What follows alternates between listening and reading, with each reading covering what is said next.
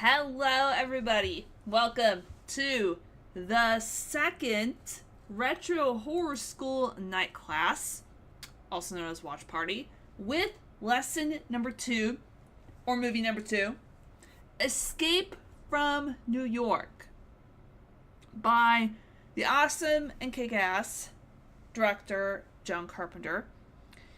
And this movie was released on this day, July 10th, 1981.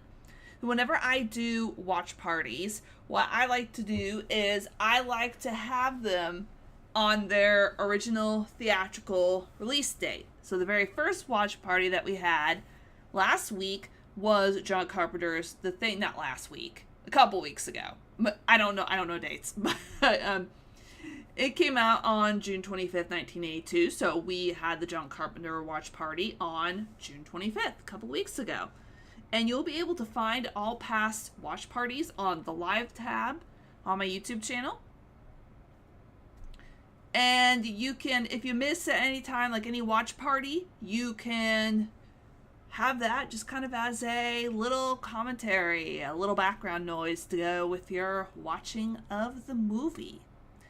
Oh, any YouTube members will also get a little link to watch party notes, follow along questions, and an after watch party discussion thread, which you'll be able to find in the members only posts on the post tab, again, on my YouTube channel. Give me just a second here. So, here is how it will work. We do a little chatting with one another. We wait for everybody and their mother to trickle on in. And then, whenever it is 6:25, I will give the 5-minute warning for you to get your copy of Escape from New York ready. And then, when it hits 6:30 Central, I will do a 5, 4, 3, 2, 1 countdown. I will press play, and I'm not showing the copy on screen, so remember you have to have your own physical copy. And if you need a copy of the movie Escape from New York for the watch party tonight, if you take a look in the YouTube chat, you will see a link to where you can watch Escape from New York. And if at any time you have to step away, the movie timestamp will always be on, so that way you know when about you are in the movie at all times. So the question, and I always like to start off with a question for you to think about throughout the movie, or a question that you can hold on in the recesses of your mind until the movie's over. So, what makes Snake Plissken, played by Kurt Russell in this movie, such an unforgettable anti-hero? We all know that he was the inspiration for Solid Snake in the Metal Gear Solid game franchise, excuse me, by Hideo Kojima. And I don't know, man. I mean, Escape from New York, what makes him such a forgettable anti-hero? So, he's not completely 100% good. He is not completely 100% bad. He is somewhere in the middle. He does things to if it benefits him. So, if you keep like a watch out in the movie, you'll see like the only reason that he is going into this maximum security like island, big Manhattan island prison is so he can get his sentence, because he is sentenced to, I think, life, if I remember correctly, life in a federal maximum security penitentiary. So if he goes into this prison, then he gets his sentence wiped off and he gets to go free. So I definitely see Snake as someone he'll do stuff if it's like for his own benefit. I kind of see him as somebody who was loyal at one point, but got burned a lot along the way. So the only person that he is meant to trust is himself. That's how I've always seen Snake.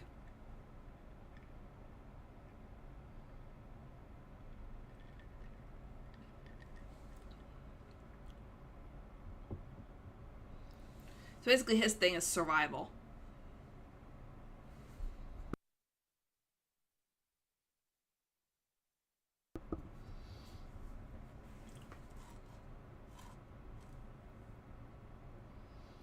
And then also, as we're watching the movie, so kind of have two questions in the back of your mind. What makes Snake Plissken an unforgettable anti-hero? And then also have this in the back of your mind.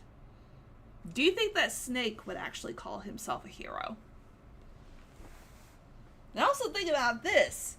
How the heck can you see with just one eye?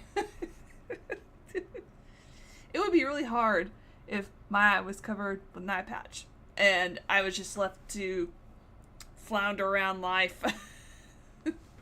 I was just left to flounder around life and with just one eye.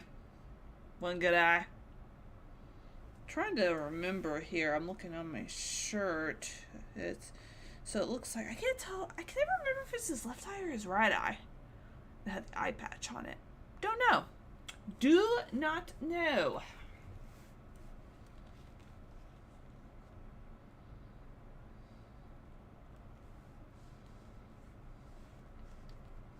Also, a little bit of a fun fact. John Carpenter originally envisioned the character of Snake as someone who was just, he was tired of all the crap. Tired of just the world, just tired of everything. He's tired. As McCree said in The Thing, nobody can trust anybody now. They're all very tired. I'd say that's pretty much, I'd say that's a good enough reason to be tired of the world around you.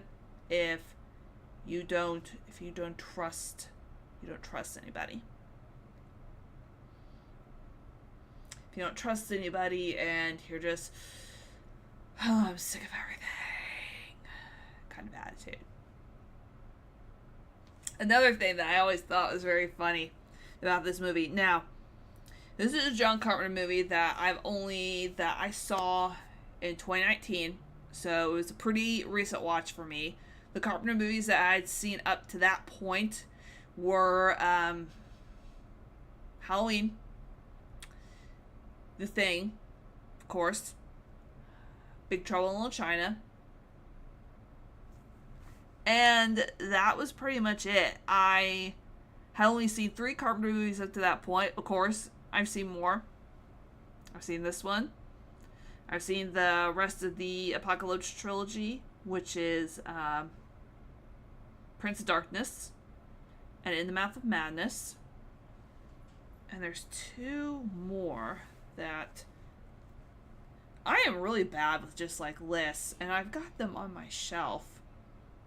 Hold on.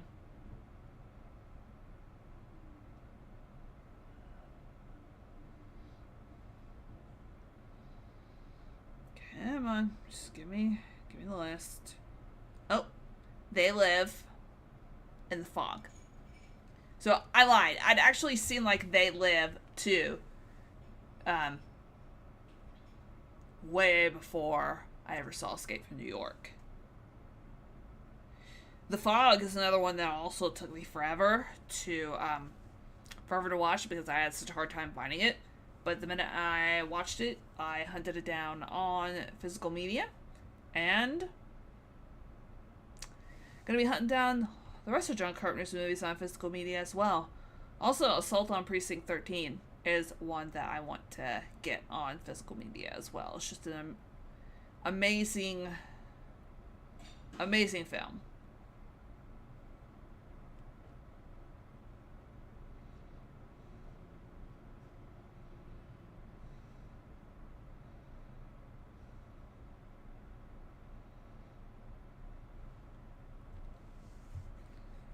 So, for anybody who is in here watching, when is or do you remember the first time that you watched Escape from New York.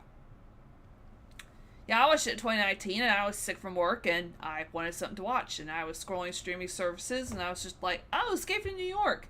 I know it's directed by John Carpenter. And I know I've had it in the back of my mind that I've been wanting to watch it. So let me just put it on. Let me be sick with Escape from New York.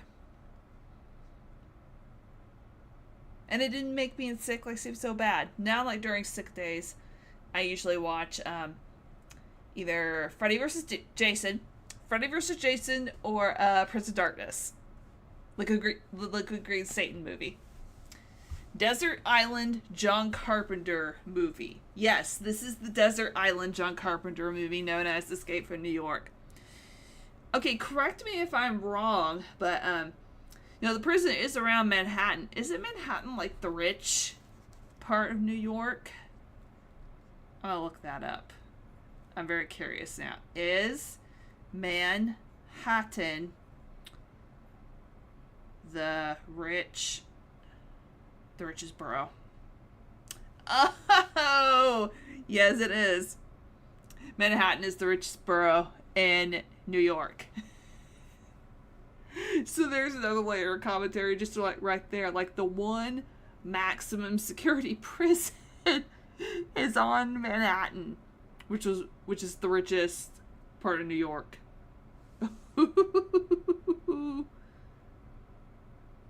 Wow. All right. That's the first time that I've ever looked that up. How are you doing tonight, Dan? Hope that you're having a lovely evening. My headphones broke. That's nice. The plastic part is like up here. I don't know where it went. These were old anyway. These are almost just like 5 years old.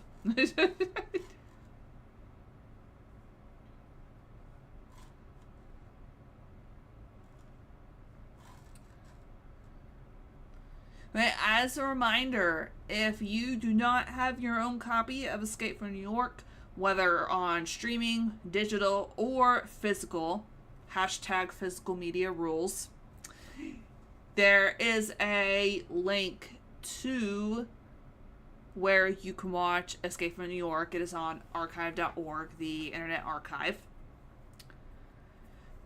And as a reminder, YouTube members, so YouTube memberships, they get watch party notes, follow along questions, and an after watch party discussion thread. Last month, we watched John Carpenter's The Thing. This month is Escape from New York. These watch parties will be continuously going on once a month. What did I think about Escape from LA? It's goofy. It's a goofy movie, that's for sure. My God. You can tell that they had fun filming it.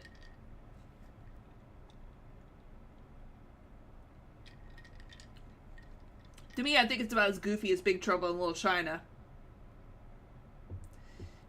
And I think people have, I think people have either two directions they go with Escape from LA. They either really like it and think it's goofy, or they really hate it. There's really no in between.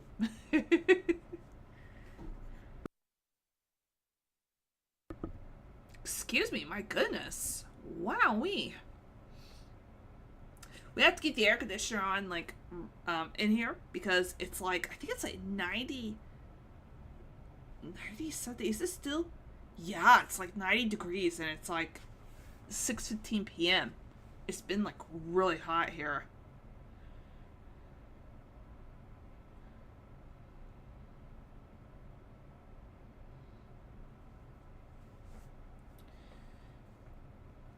Also, as another reminder, at about 10 minutes, I will give what is called the 5-minute warning for you to have your copy of Escape from New York prepared and ready. Let me see if it has any, I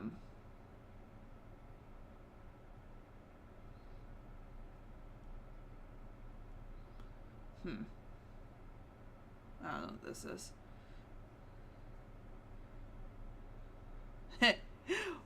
Hi, Martoto. Watch movies like Fort Apache.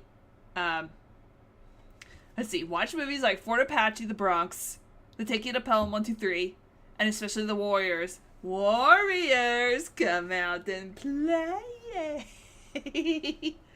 To see why a future Manhattan penitentiary didn't seem excessively far-fetched back in the 70s. I will put that on my list. How are you doing this evening? Now, I don't know if everybody's copies of Escape from New York has any, like, mine has a, okay, I'm looking at this here. Mine, I think, has a Studio Canal kind of intro, so, production intro. So, if you pause it, if you've got that, and you pause it right at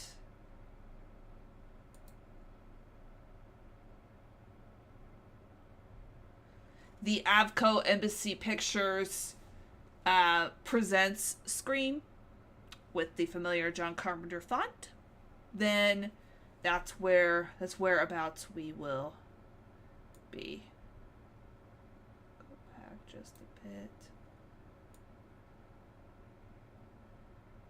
And if we are plus or minus a few seconds behind, that won't be a big deal. But yeah, I've seen Warriors, I think, once, and that's it. And I didn't know that Fort Apache, The Bronx was even the movie. I thought it was a made-up name. I thought it was a made-up name of a movie. Now I'll have to, like, look more into it. But I think I've heard of the Taking of Pelham 1, 2, 3, actually, too. Let me look that up. The Taking of... No, not Deborah Logan. Huh, looks like they remade it in 2009, but I bet you're talking about the one in 1974. Oh. In New York City, a criminal gang led by the ruthless Mr. Blue hijacks a subway car and threatens to start shooting one passenger per minute unless they receive $1 million in cash from the city within an hour. On the other end of the line, there's always a crusty veteran cop. Zachary Garber has his hands full dealing with the mayor's office's hot-headed fellow cops while also trying to deliver the ransom before the deadline expires. Wow! It's like, give me money. So basically that is the ultimate fuck you, give me money movie.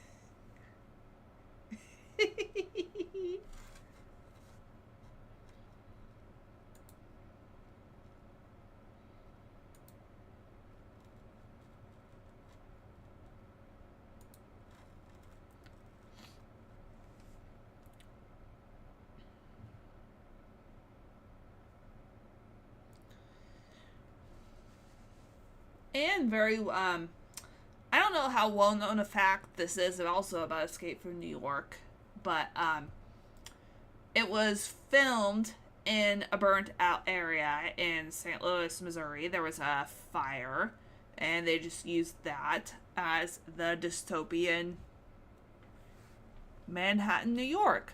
So, filmed in my state. Very kind of, northeast, so in the very like northeast of Missouri is where that was filmed. So I thought it was pretty cool. Like, hey, John Carpenter filmed the film in Missouri. I just thought that was pretty neat. Now I don't know if people have heard about this either, but they're going to be remaking this movie, and it's going to be remade by Zack Snyder, and I'm very iffy about it, just because of the fact that I don't know what more you could say with the remake that hasn't already been said with the original, as far as political social commentary goes.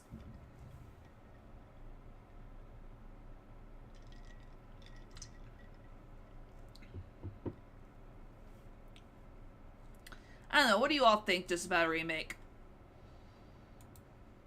Like, I'm down for remakes if you could say something else with them, but I have a really hard time believing that you could say anything else with a remake of Escape from New York.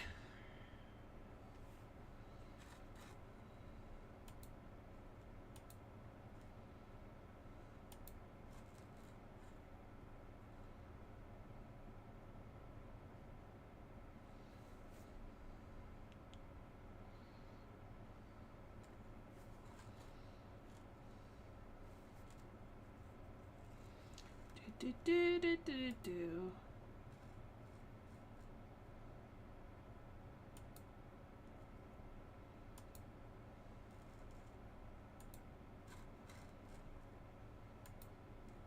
Checking on something here.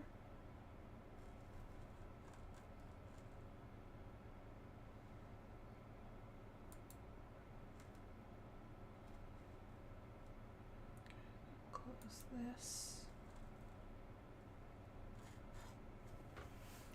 Let me check on one other thing here. Hey, so remember, if you have a copy of Escape from New York that has the studio canal, like kind of beginning, make sure that you are paused at the Avgo Embassy Pictures screen. If you have a copy where the movie just immediately starts on the Avco Embassy Pictures screen, just make sure that you have it paused at 00. If we are a few seconds off, give or take, that's fine. No worries.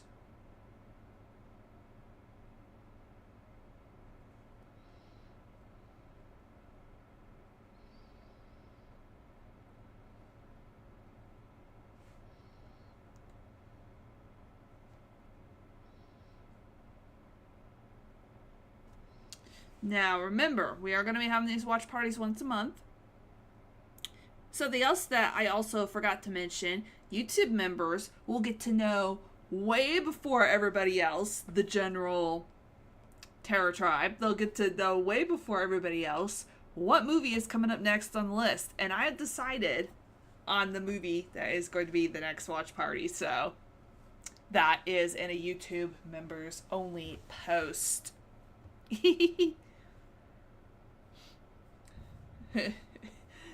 I think the best part of the remake will be that John Carpenter will hopefully get money for it. He gets money for like everything that's involved like with this stuff. No reason to remake this one. Isn't the poster the biggest bait and switch? We had to wait till 2008 in Cloverfield to see the Statue of Liberty's head in the street. Yeah, I don't think I ever remember seeing the Statue of Liberty's head in in this movie. Or if you're a Mass Effect fan, you had to wait like a really long time to see the Statue of Liberty's head, because it was in like some kind of underground vault museum kind of thing. I think it's one of the Mass Effect 2 DLCs, if I remember correctly. But yeah, cool poster. A very big bait switch, I agree. Oh, we are at the 5-minute warning, so make sure that you have your copy of Escape from New York good to go. If you don't have any production studio canal screen, then just have the movie paused at 00. If you have a copy that has the studio canal screen, pause it right on the Avco Embassy Pictures Presents screen. If we're off by a few seconds, give or take, that is perfectly fine. I love the poster. I always, like, I think I mentioned before, I always laugh at the far off future of 1997. The far, far future of 1997. Because I was in high school in 1997.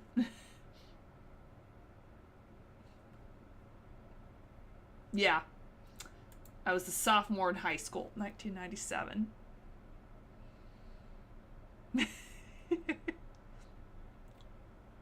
The tagline's cool too. 1997. New York City is a walled maximum security prison.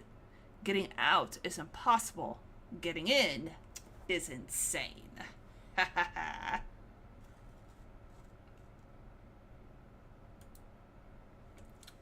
Also, remember to be thinking about several things throughout the movie. Hold this question in your mind. What makes Snake Plissken such an unforgettable anti-hero? And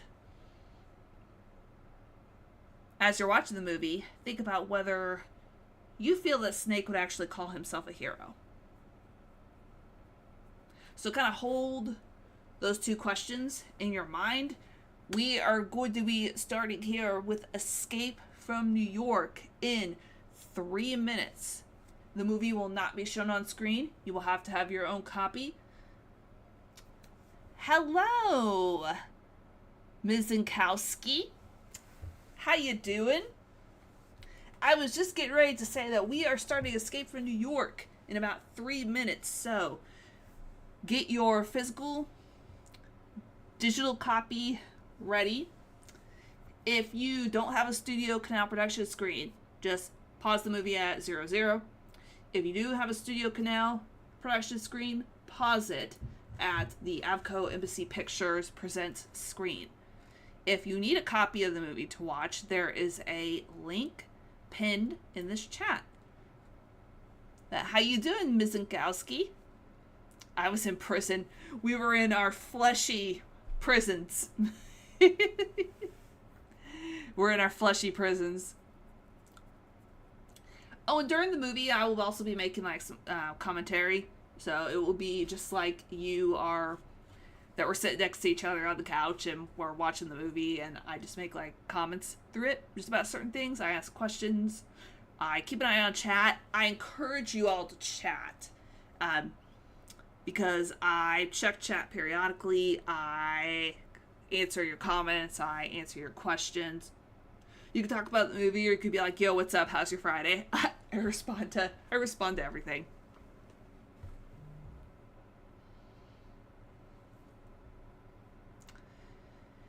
I am so excited. I love this movie. I know it's technically not a horror movie because I like to talk about a lot of horror. It's a dystopian like kind of movie, but dystopian could be horrific to a lot of people, so I call it horror adjacent. And if you don't agree with that, then that's okay. That's just how I always thought of it. Okay, when it hits 6:30, I will do the 5-second countdown.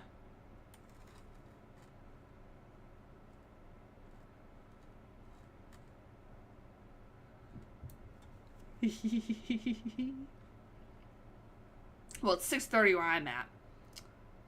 But whatever hour, 30 minutes time zone that you're in, that's when I'll start the 5-second countdown.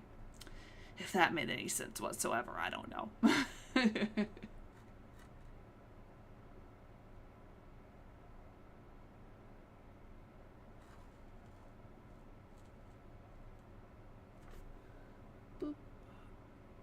All right, everybody. It is now 6:30. I'm going to be doing a 5-second countdown, and then I will hit play, and then the movie will start. So, are you ready? 5, 4, 3, 2, 1. Play.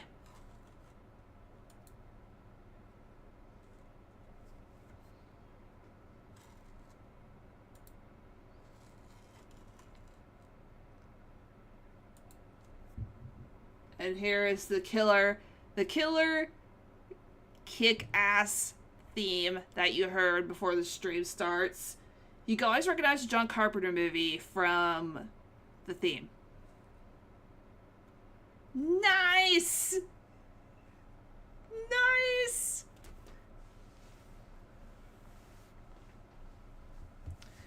I have physical copies of all the a lot of the John Carpenter films, I have them on digital to be able to, see the chat and the screen, everything at the same time. But yes, so excited to have you all here for tonight.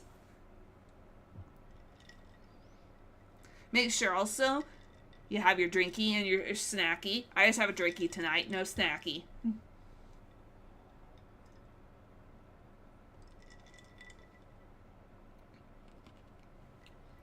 I always forget Tom Atkins is in this movie until I see his name in the credits. Like, oh yeah, Tom Atkins.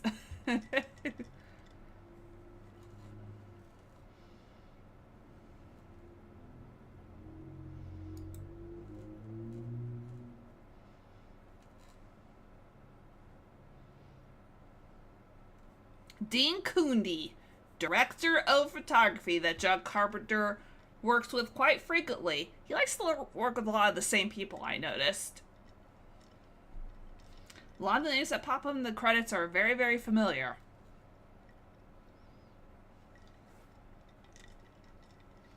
And Alan Haworth, who works with John Carpenter on a lot of the music.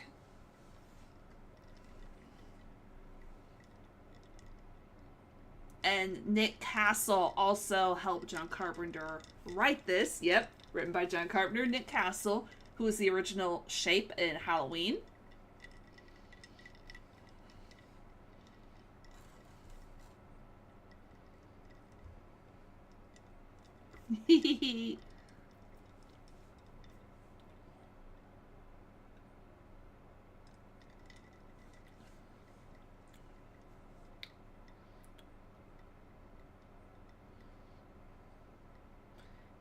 Yep, Jimmy Lee did this voiceover for...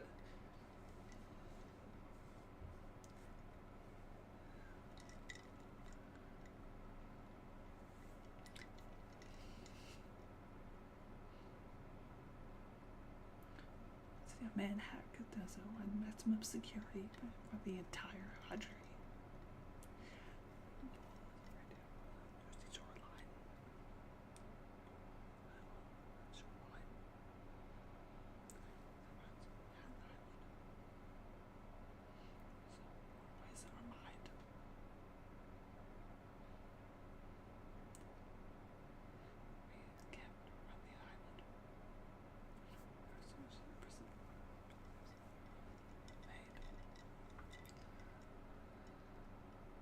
Yep, the rules are simple.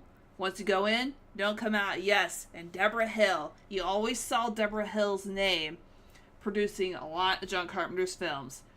And we are now in the far-off future of 1997.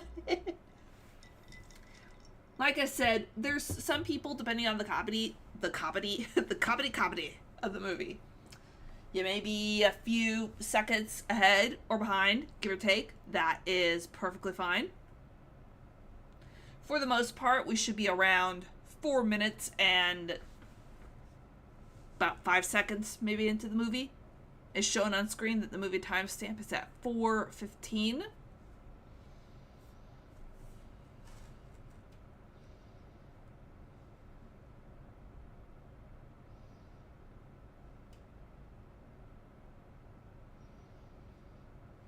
Oh, this is a boatload commentary. Police are encamped like an army around Manhattan Island. A lot of themes that come up in a lot of John Carpenter films is his pretty much his questioning authority and his pushing back against authority. Oh my god, there's the Twin Towers. Anyway, his pushing back and questioning of authority. If you don't see that in a John Carpenter film, then you're not watching a John Carpenter film.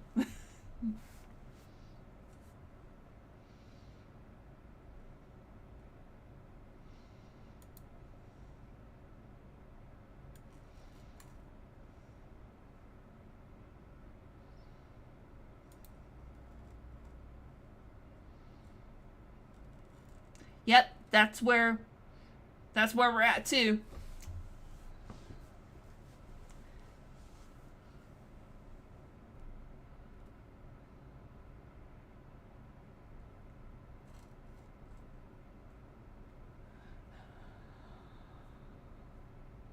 Now the helicopters kind of flying is the only like real thing about this movie that looks dated. Otherwise, I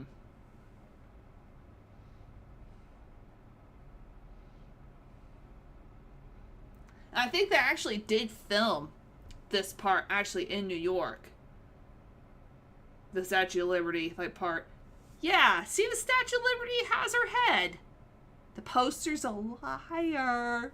A big fat liar.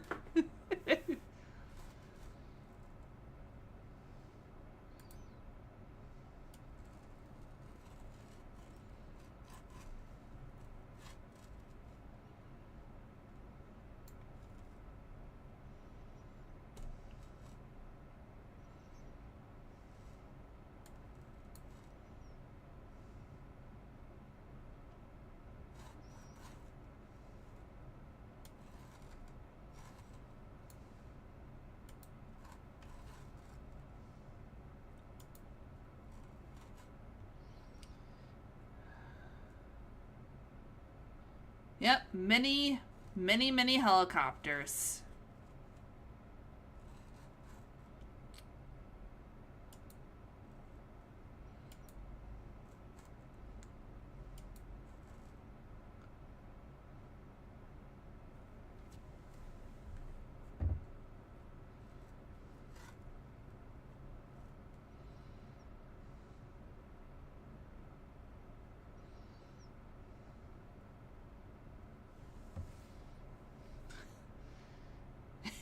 Here's Snake.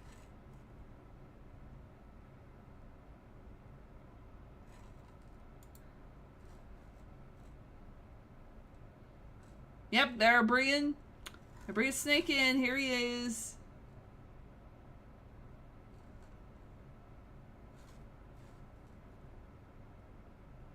His outfit's very simple but very cool. I've always liked his outfit.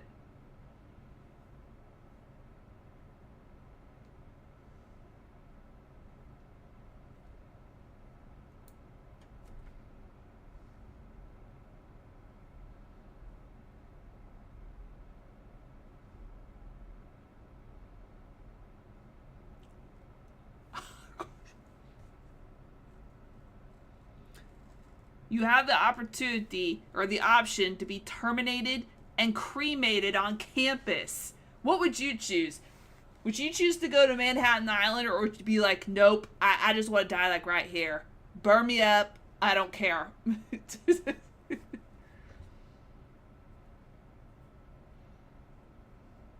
The Last Starfighter.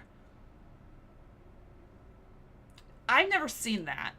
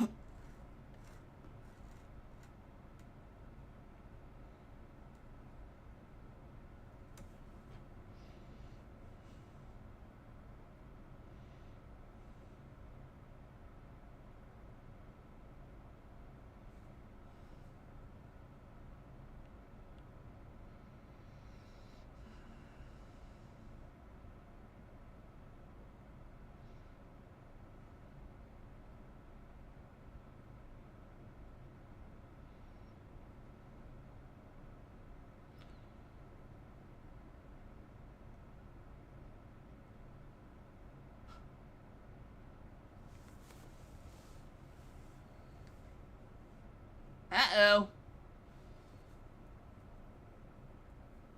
You're trying to get rid of the president, who is Donald Pleasance.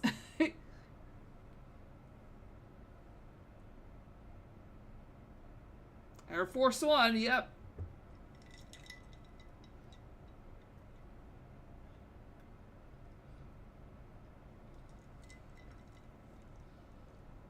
Bye, Air Force One.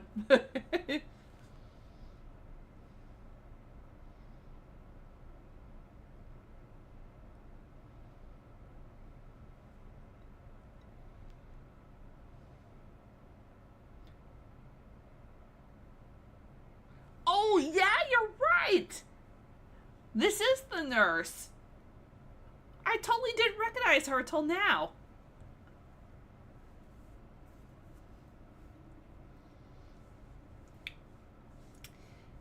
You know, when I hit the president's just like, okay, save me, screw all y'all, I'm out, peace.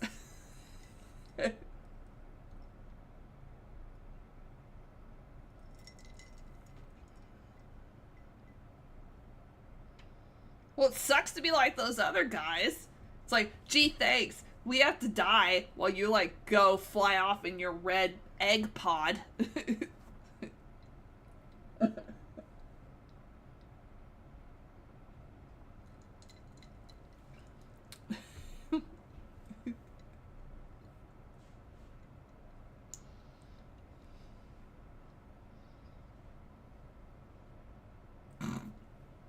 Yeah, that's gonna be some comfort. Oh my gosh, those visors of those police uniforms, right? They look very creepy. And Air Force One's gonna go kaplooey. Kaplooey. Kaplooey.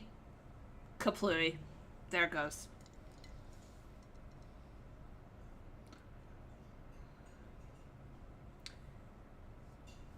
Those people were hoping that they would kill the president.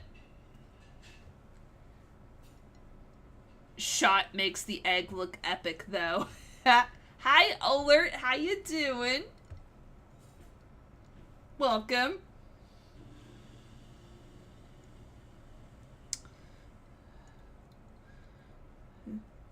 I bet if it was just some random plane that crashed in Manhattan, they'd just be like, eh. But because it has the president on it, they're like, I'd be like Snake. Get a new president.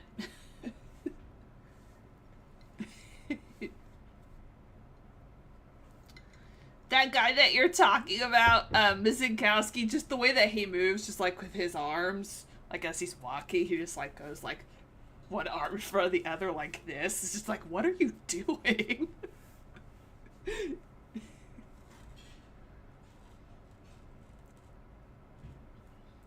Yeah, we don't need any excuse to rewatch Escape from New York. This is just a good one.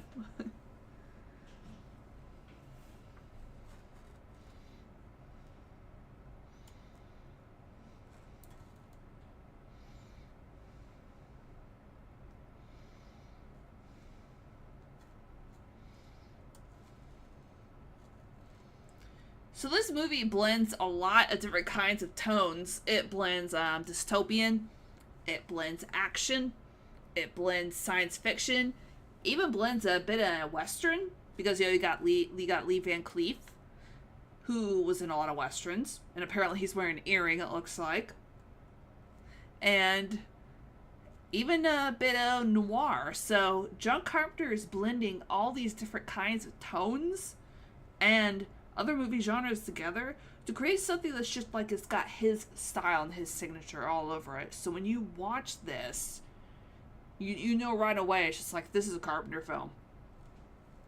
It's got his signature and his imprints all over it.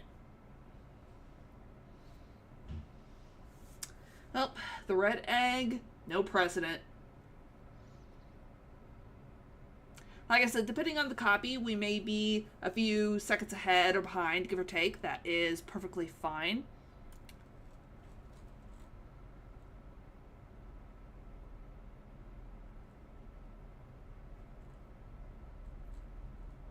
I don't get why he moves his arms like that. It's just so weird. Right now, we are at about 15 minutes and 10 seconds into the movie.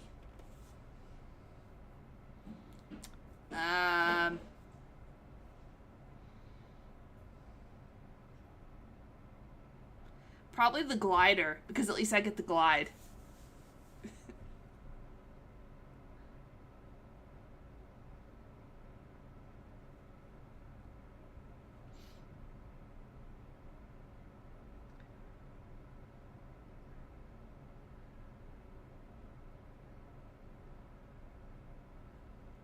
That ain't playing. He's doing a countdown.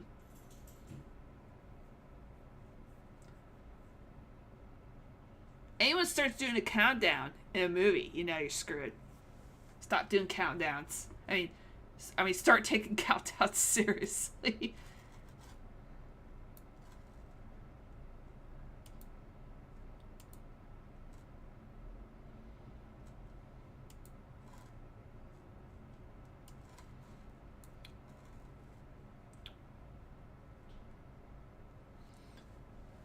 Yeah, he does kind of look like Steve Buscemi, but no, it's not Steve Buscemi.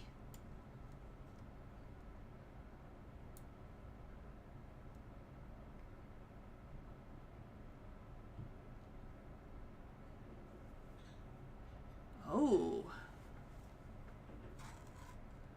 Yeah, it's been a while since I've seen Revenge of the Nerds, actually.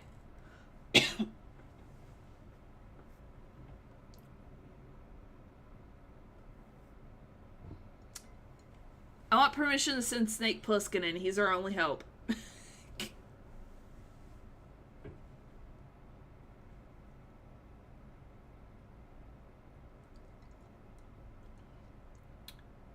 I love that shot with him and Snake and Shadow.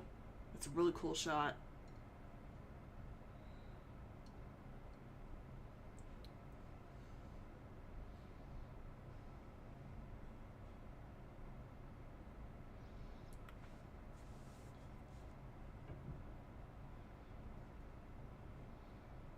Call me Snake.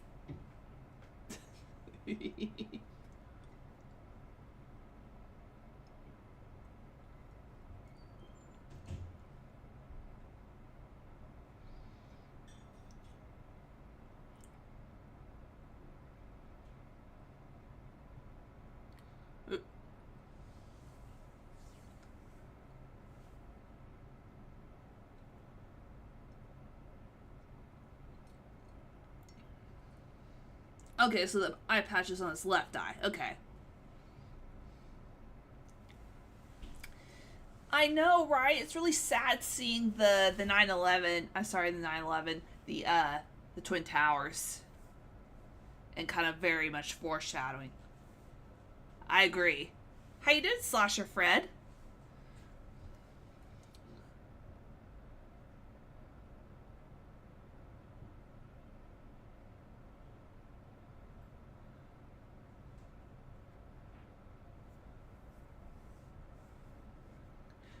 Would you take this, would you take Houck's offer to go rescue the president?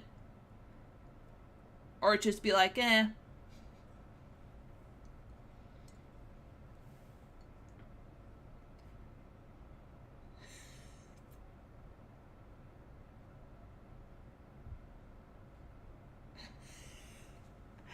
Get a new president.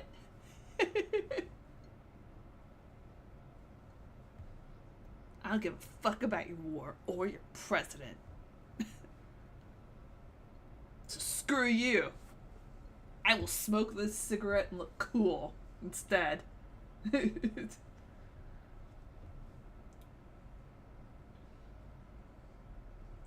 Also, how do we know that we could even trust the United States police force in this movie?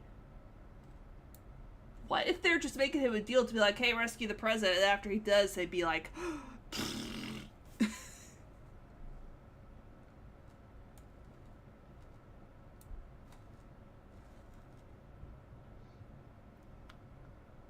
I like how part of the weapons are ninja throwing stars.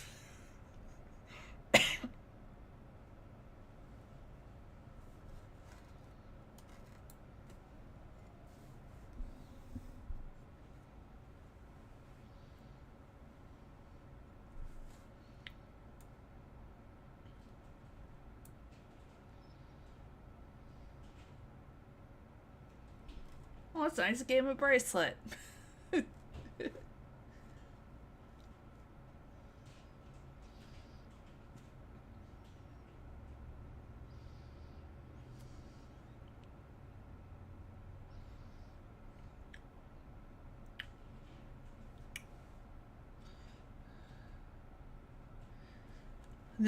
The only time that I would take it, right, is if I got like a signed and written guarantee. That's it. Because if it's written out and it's signed, then you have to abide by it. So if they try and do anything to you, or like go back on their deal or renege on it, you could be like, see, look, you signed it. It's legit. It's legit.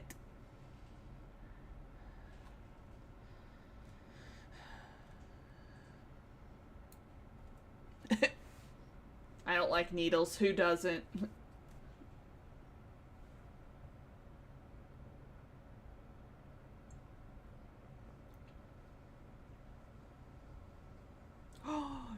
See, he's lying right off the bat. He said 24 hours, and now he's saying 22. Liar.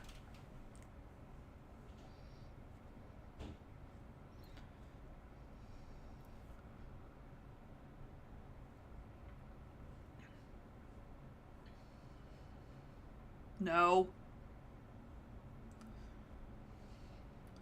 What's on it? Music.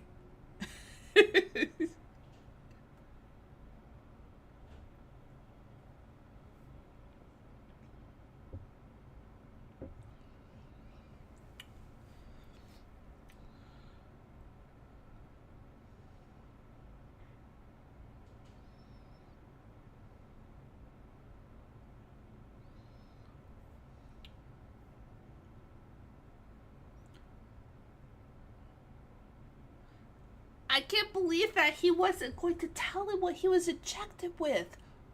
Oh my god. That part gets me every time. It's like, don't you think that you want to tell, that, hey, your time is limited, so you better get going because we injected this into you?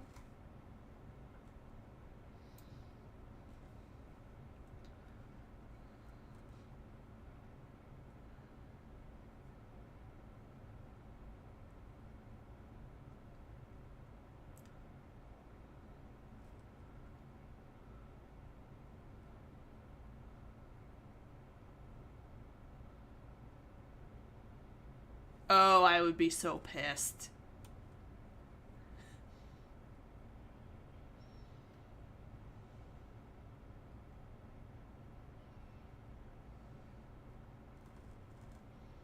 What if the president's dead? You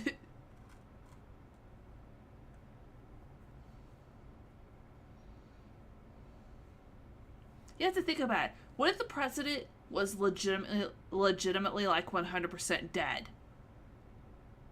Would the deal, like, still be on?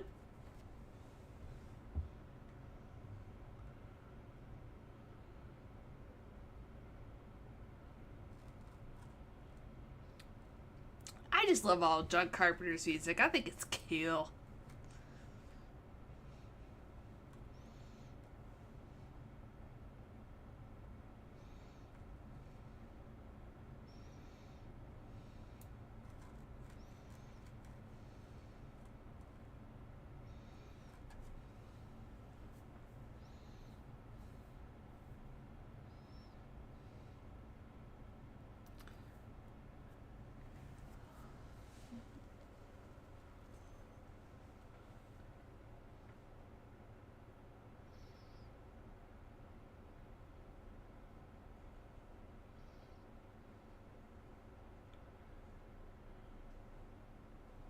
I love the lighting too. Whenever Snake's in the seat and just like the red kind of lighting behind him, it's really neat. Yeah, and the way they did create that 3D electric grid sequence is really cool too. Very imaginative. Just kind of had to work with what you had.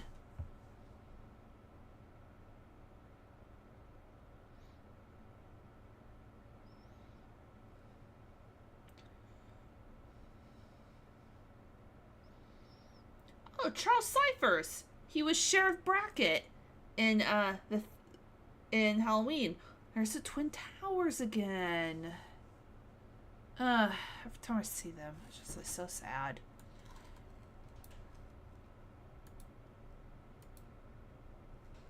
I don't know. I don't know, am I?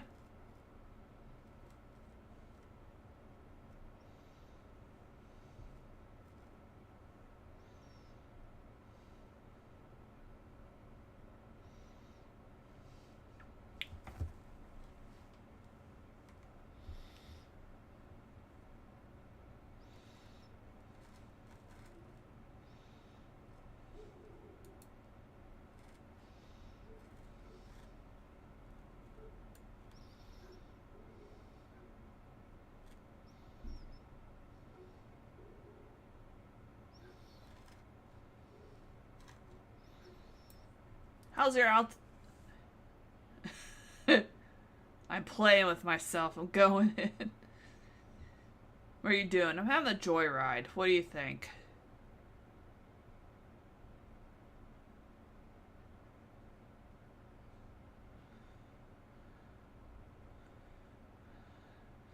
Oh god, I hate heights.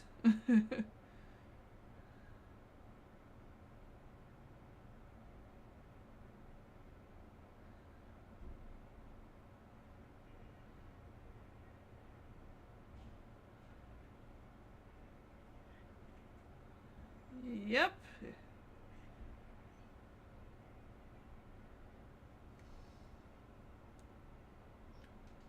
Yeah.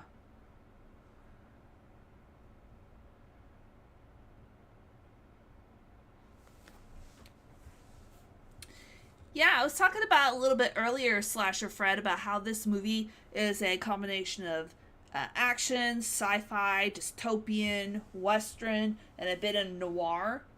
And kind of squish that all together, and you get Escape from New York. Every John Carpenter film, I have to argue, is just very stylistically him and unique. Um, Minus The Ward, which was his last theatrical film that he directed. Jeff Bridges and Charles Bronson. I am so glad. I'm so glad that Kurt Russell was Snake. I do know that Jeff Bridges was in another John Carpenter movie, Starman, but I don't see him as Snake Plissken.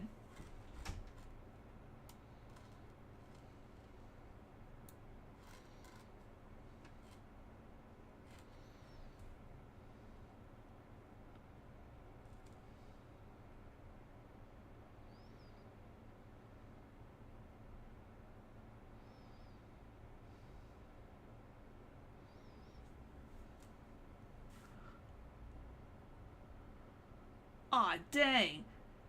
Snake has to go down the stairs 50 floors. God, that would suck.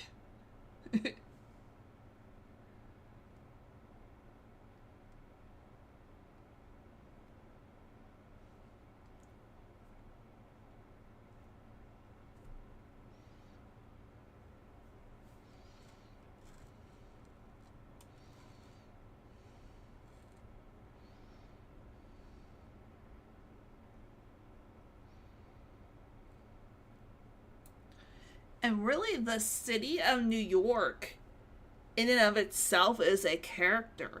So you just like take a look at everything. The streets are grungy and dark and empty. The buildings are dilapidated. Things are ruined. It's just like really dark. Everything's just rubble and destroyed.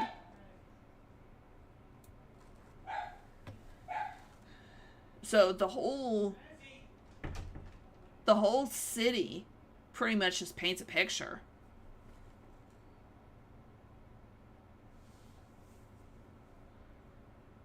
You even see just the random odd person just kind of running by in the rubble.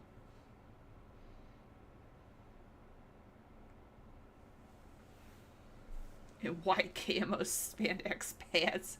No, not really, Murtoto. Like I said, I really can't picture anybody other than Kurt Russell in the role. Oh yeah, Slasher Fred. Not only is it a reference to Isaac Hayes singing hit disco songs, it also shows his grandiose, over the top, kind of ostentatious character.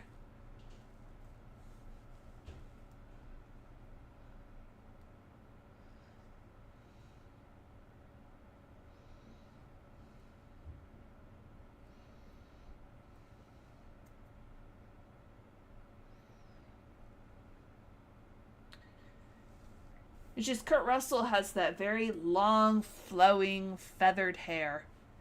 And in The Thing, he had that lustrous beard.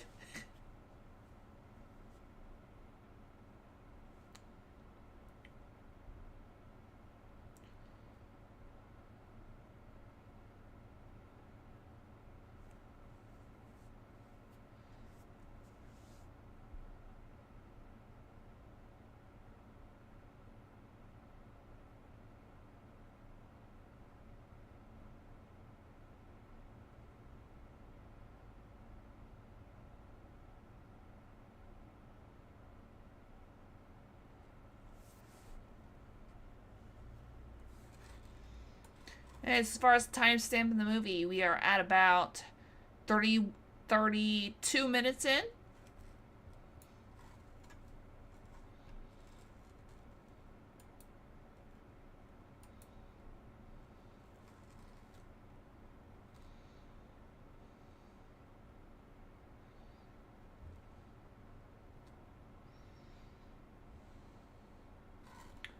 He's just able to walk right in.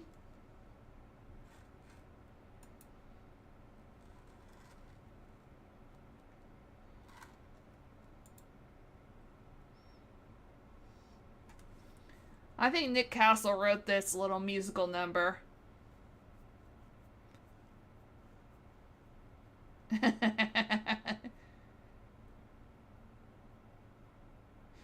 you have to find something to do to entertain yourself if you're a prisoner.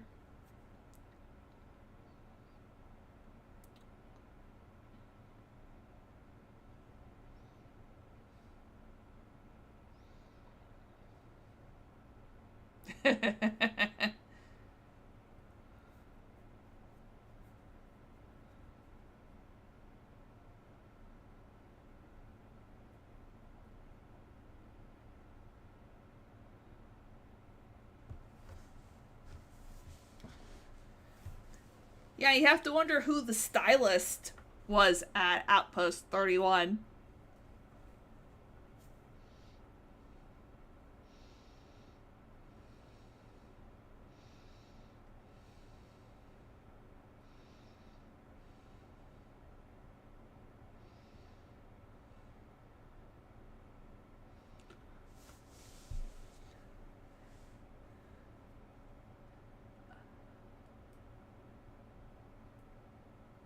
Cabby.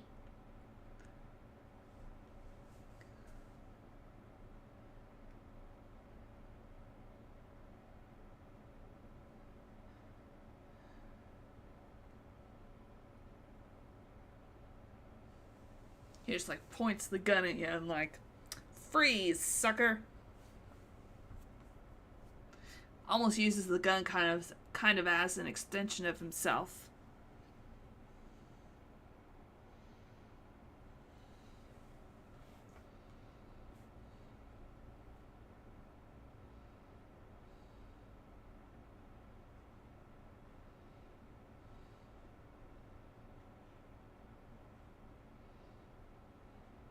Jesus.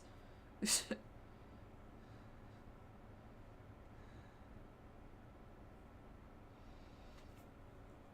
mean, he might have. Might have, Martoto.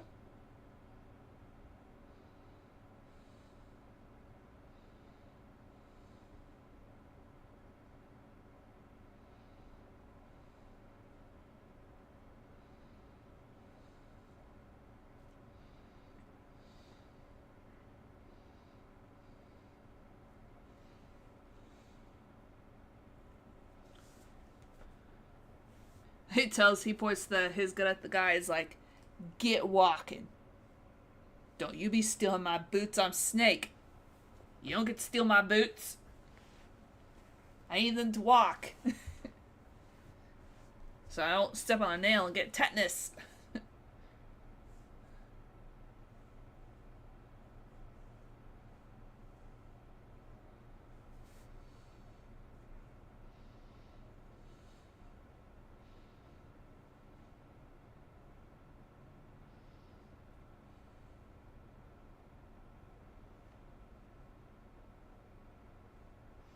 Gosh.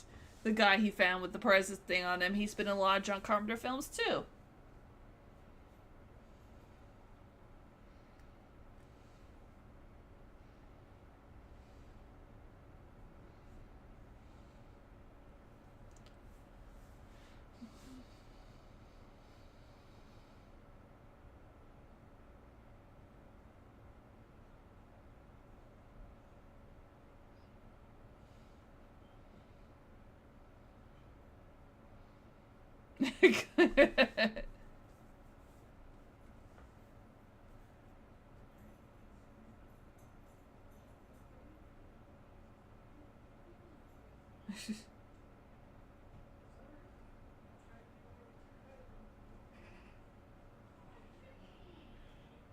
It's kind of like a needle in a haystack now, because now he has no idea where the president is, and he has to search the whole of Manhattan. Good luck.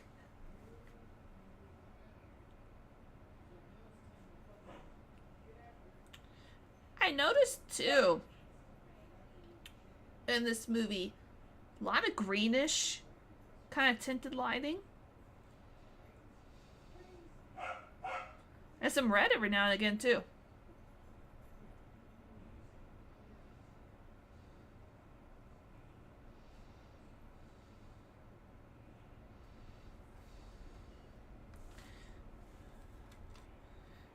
He's going back to that. I don't know, and I don't know if I want to know, because I'll probably just be mad. Like I said, this remake, I don't really know what else there's left to say. And I kind of have a feeling that Zack Snyder is going to strip out all the political and social commentary. So, and just make it like a straight up action movie.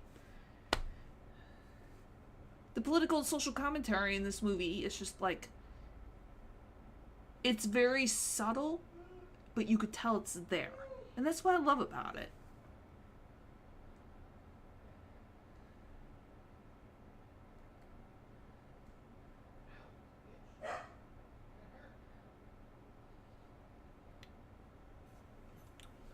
Man, can't a guy like Snake just relax? Can't he sit in a chair and just ruminate about the fact that he has no idea where the president is?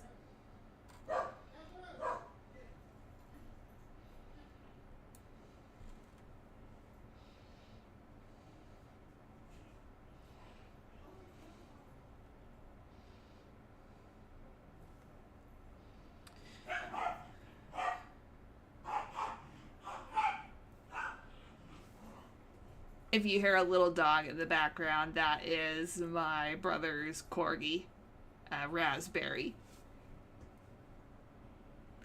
She's a cutie patootie, but she's a handful. She's a handful. She's a character.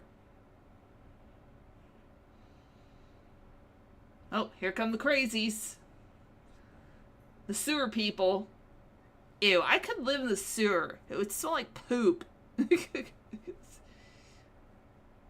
I wouldn't want to live in a place where every time I came out, I'd smell like poop.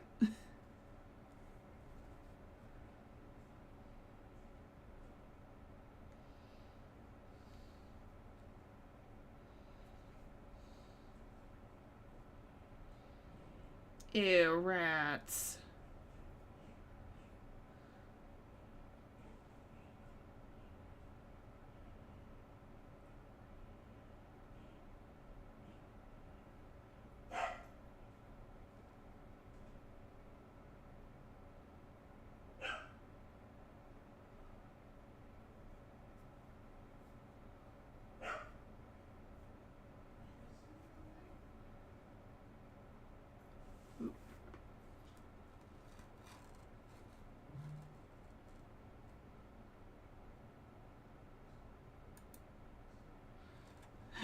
Well, people gotta have their coffee.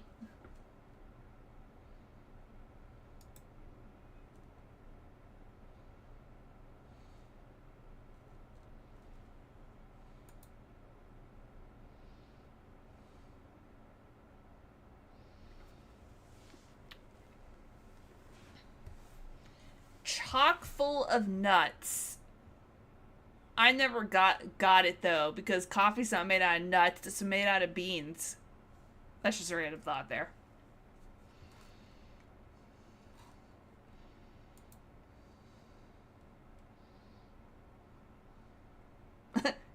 You're a cop. I'm an asshole.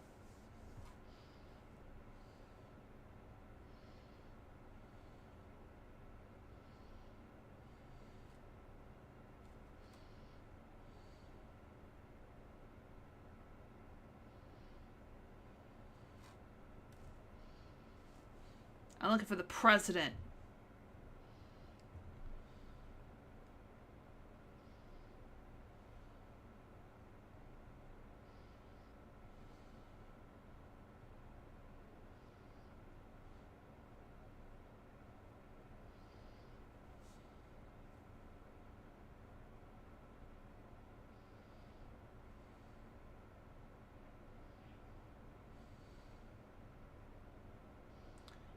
wonder if those two had history, like in the movie, before she was pulled down by a bunch of crazies.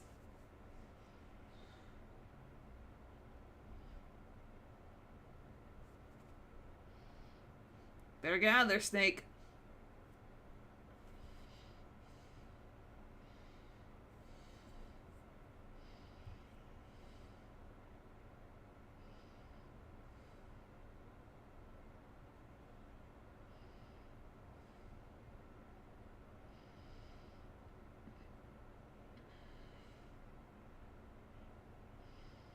Kicking in windows, climbing up buildings. There you go, block it off.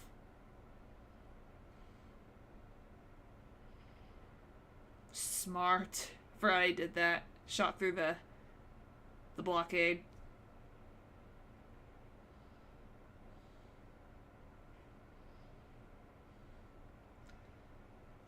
Did he really have to shoot like a bullet, like, you know, a hole, like a bullet, like big hole, so that way he could smash through the wall? Because I would have to think that the walls are so structurally weak that he could have just like smashed through it himself.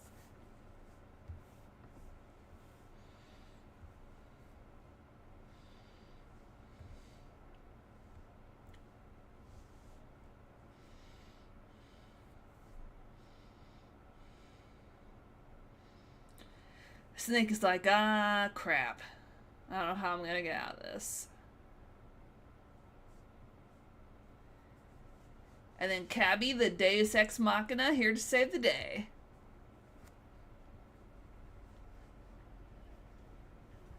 Bandstand.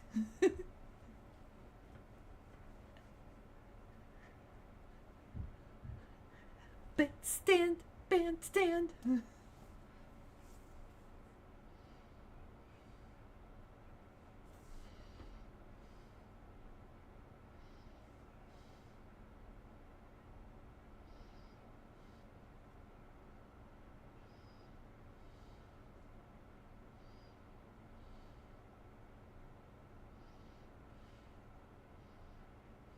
Nice.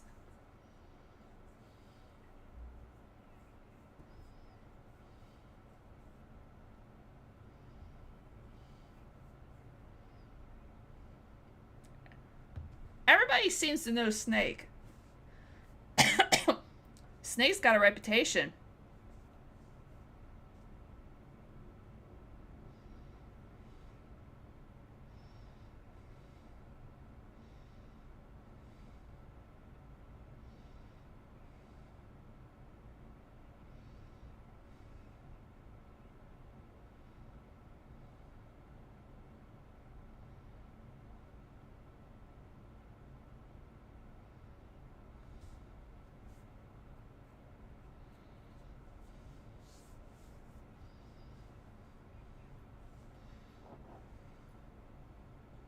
Duke of New York, number 1.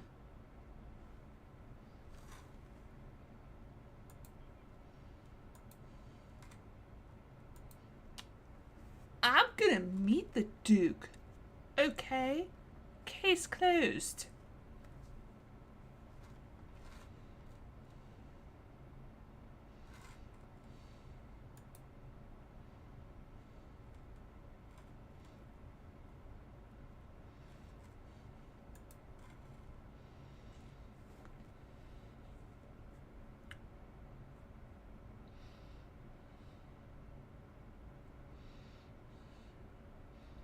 We're going to the New York Public Library.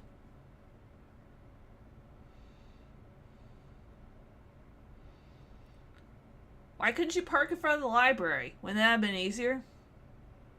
Unless you want to try and keep your car hidden, I guess.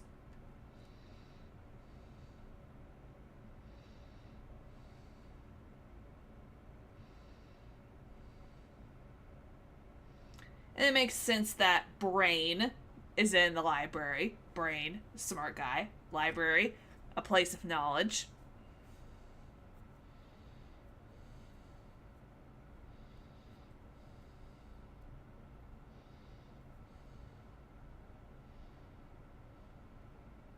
Who's me?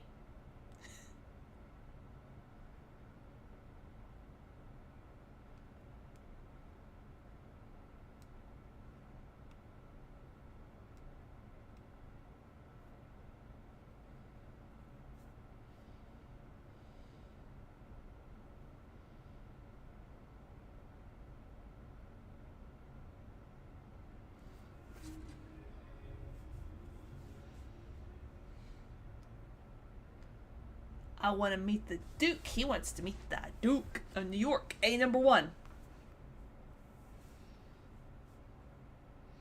Lots of red and green light in this movie. The green light, in a way, almost kind of makes the place seem very institutional. Kind of almost like reverse institutional in a way.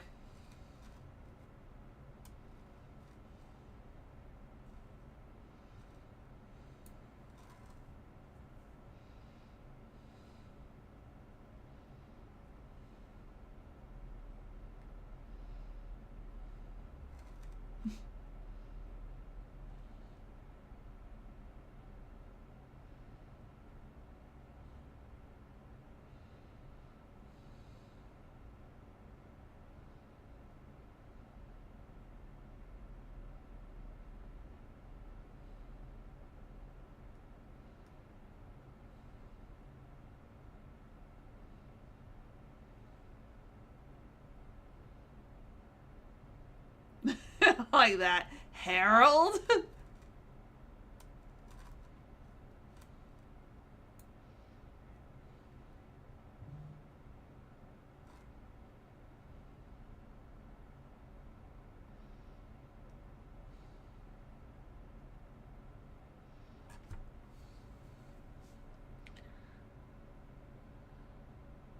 Yep. Brain and Snake have definitely got history.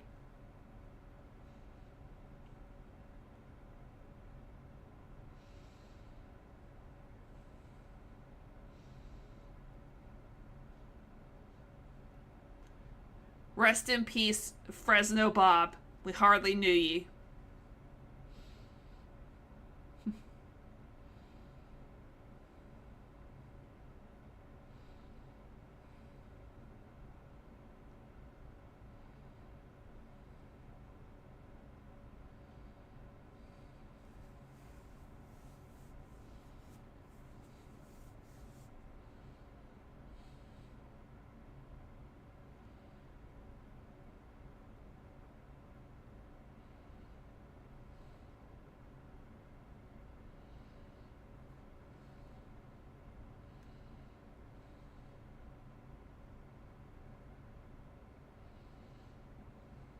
Mm.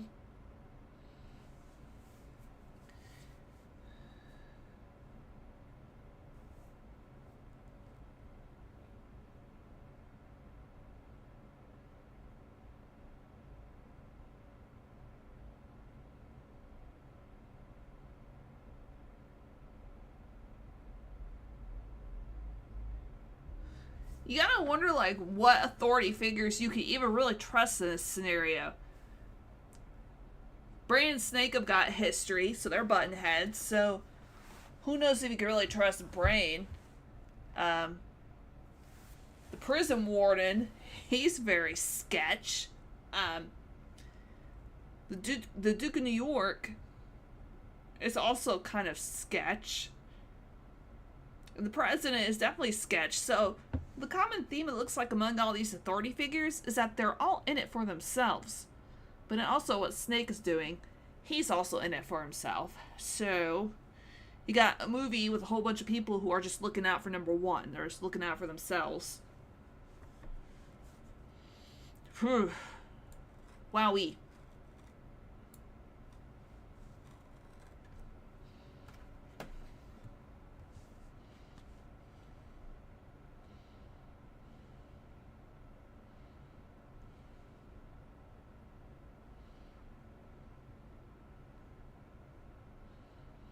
Yeah, I'd rather leave with Snake.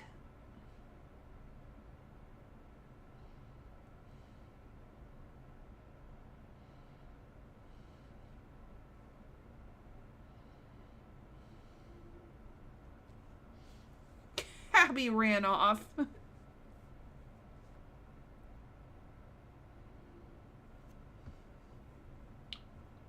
Yep, Snake's got a rep.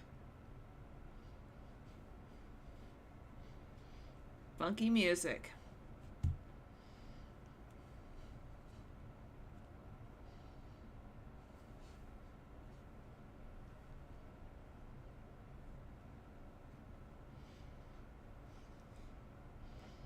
chandeliers and a freaking disco ball.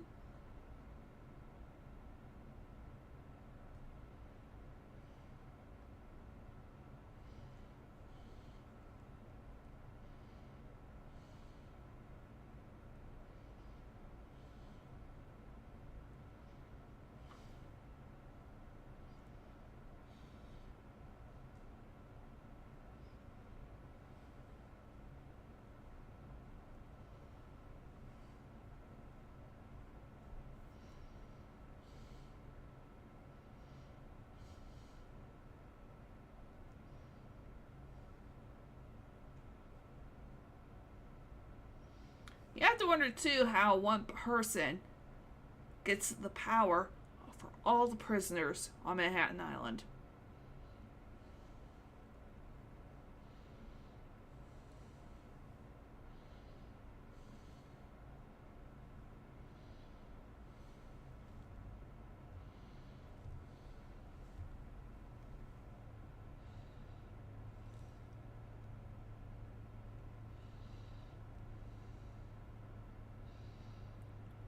We don't have a car, that's okay.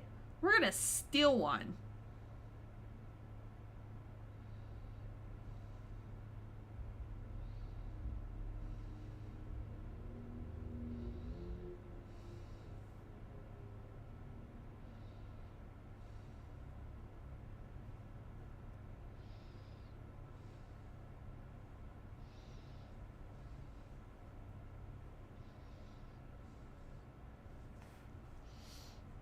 He just punched everybody.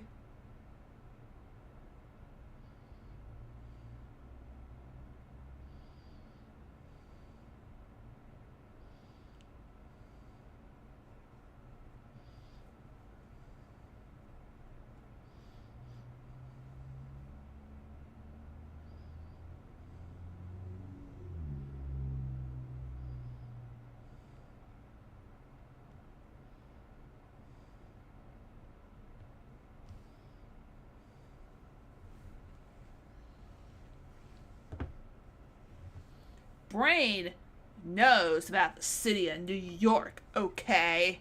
Brain knows where it's going. Oh god, there's a head on a pike. I totally forgot about that.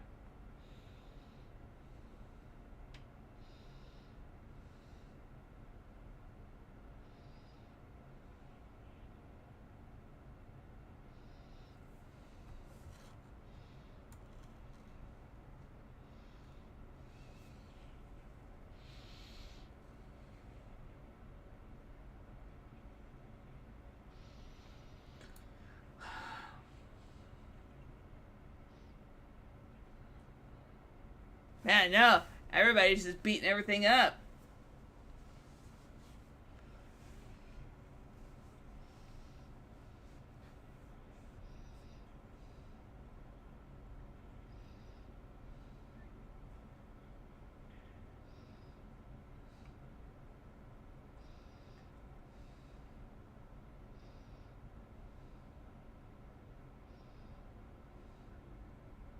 I think they just drive through it, if I remember correctly.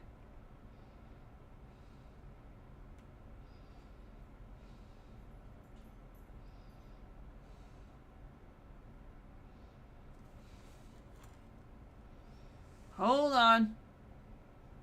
Here we go.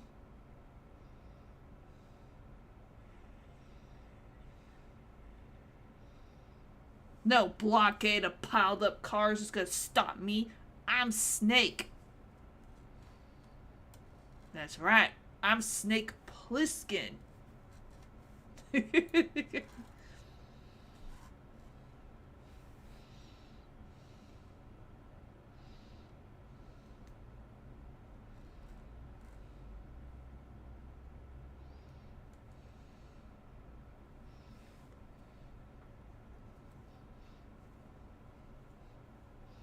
Funky music.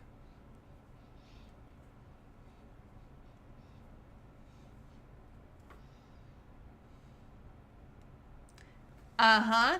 And there's a guy named, one of the police forces named Nick Castle. After Nick Castle.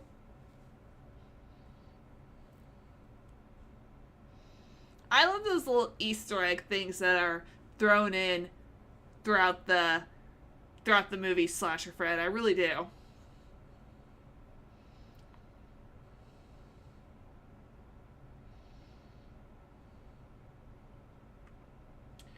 Oh, Brain played this so smooth.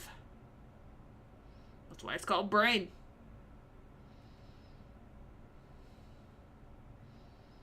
Like, hey, what's up, guys? Just come and have a nice chat. What's up?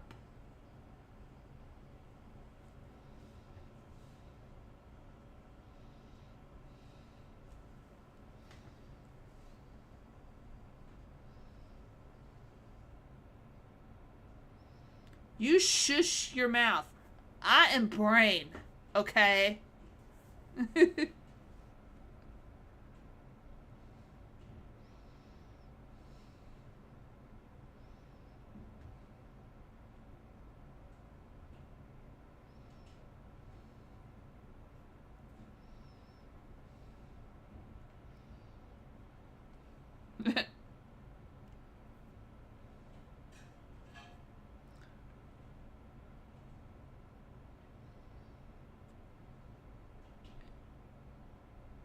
Brain is indisposable because he makes gas and stuff.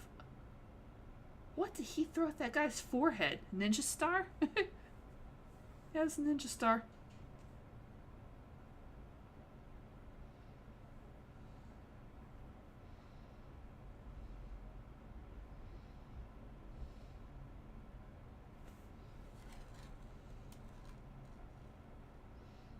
The president's like, God damn it, yes, I'll move fastest. Get me out of here, bitch.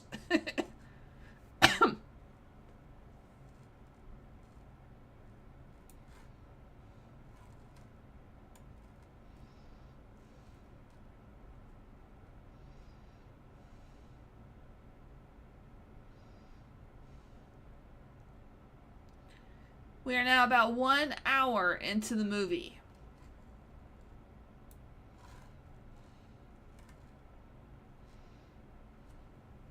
John Carpenter movies always seem to go by so fast. It's just because I'm enjoying myself like so much.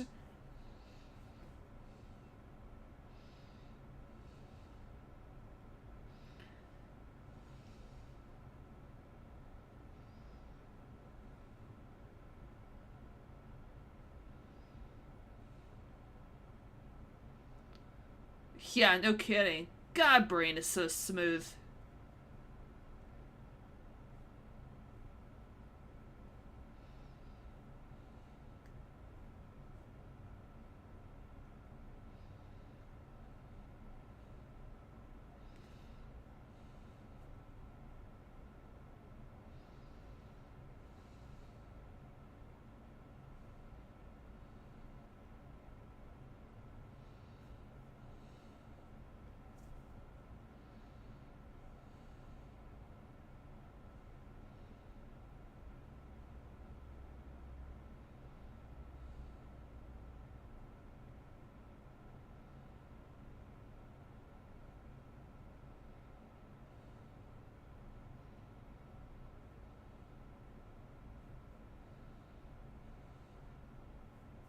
We need him.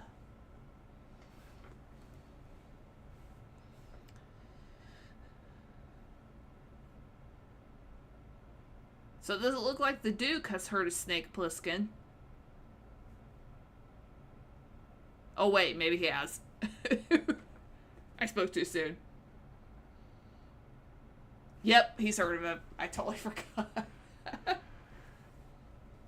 Yeah, the Duke's never heard of him. Never mind, he has. He's totally heard of him.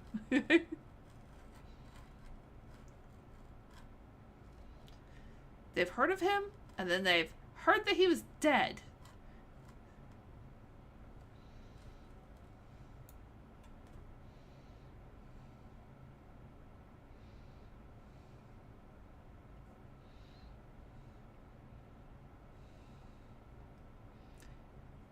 Hey, Coppers, I thought you weren't supposed to be in this town.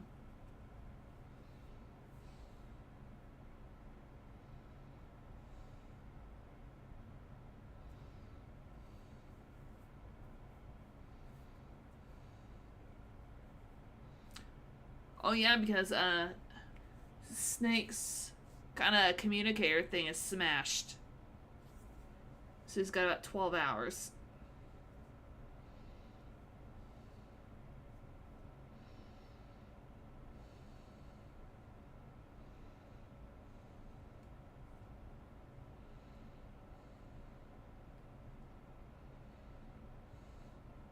I've read all that. I'm Charles Cyphers.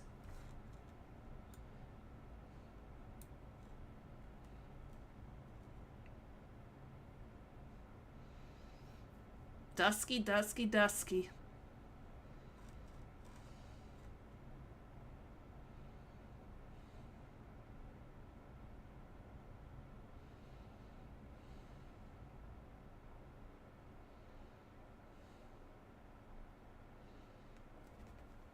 I'm sure having Lee Van Cleef in the movie was almost just like, he's a John Carpenter, because he said that he watched a lot of westerns growing up.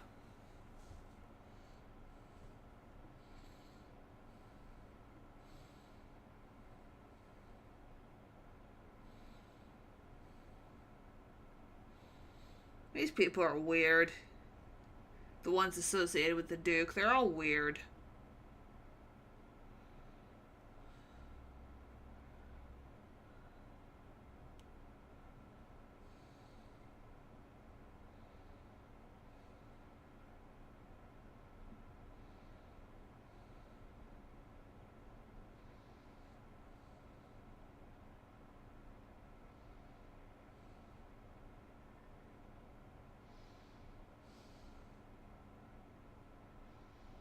That does not look like a snake tattoo. Just looks like a question mark.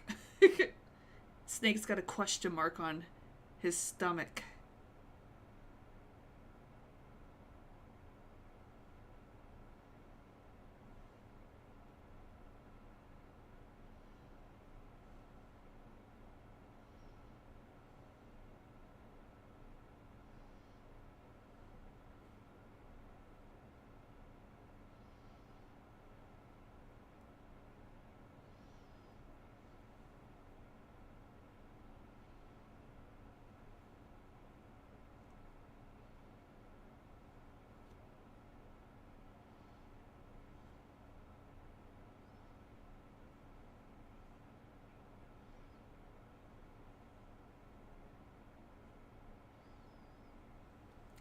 Duke of New York.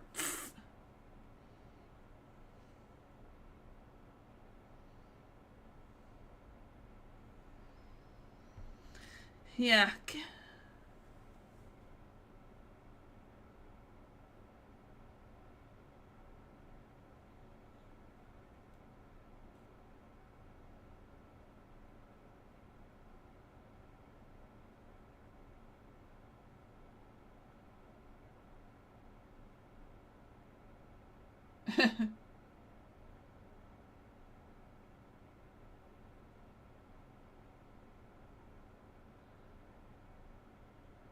It's the old ancient relic of a cassette tape.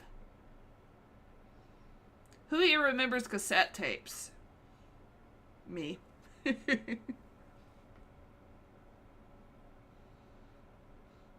it a requirement to be a part of the Duke's organization for half of its members to be shirtless? Because there's a lot of shirtless guys in the Duke's club, I guess, if you want to call it.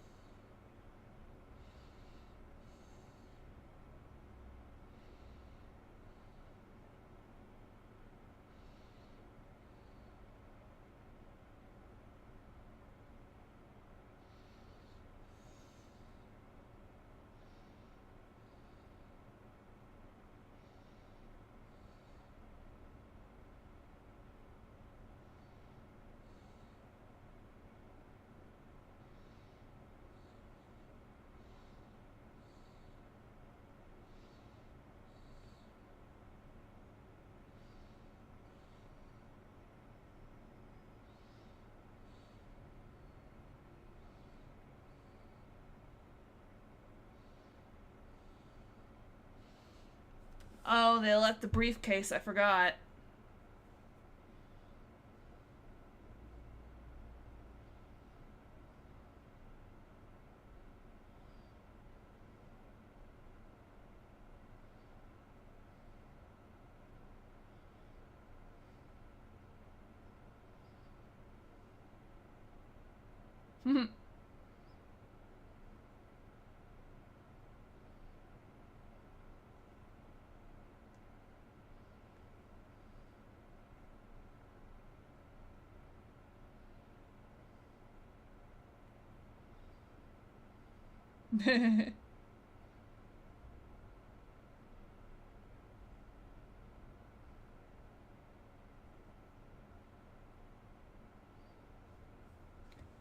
Brain's gonna try and steal the glider.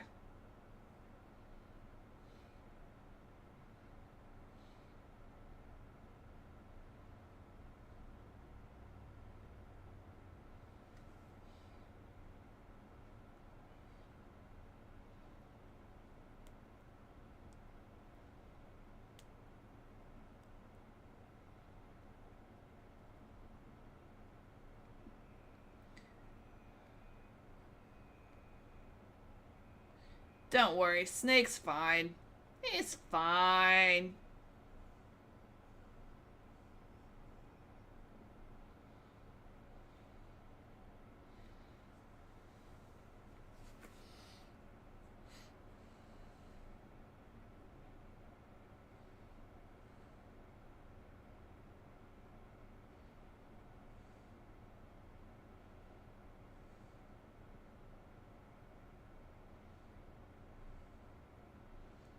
Get to the chopper. Do it now.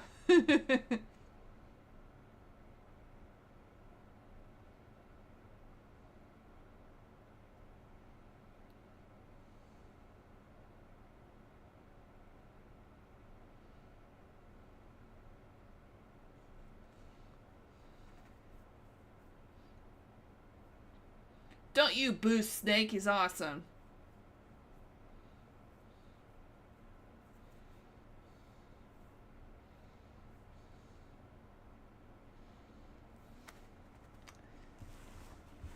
Oh, that is an unfair question, Dan. What do y'all think? Who wins, everybody? New York or LA Snake Plissken in a fight to the death?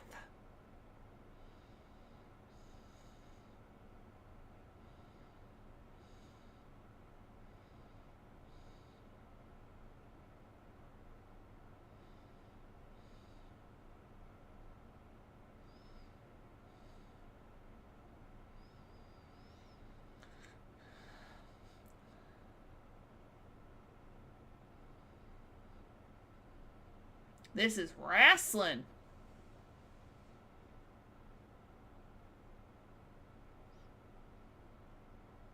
Well, Snake's like, really?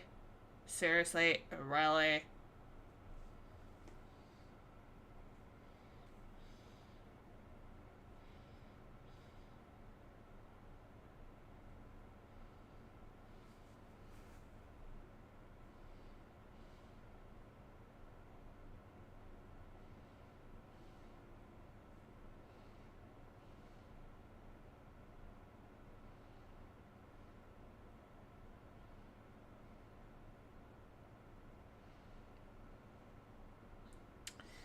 No, I haven't seen used cars.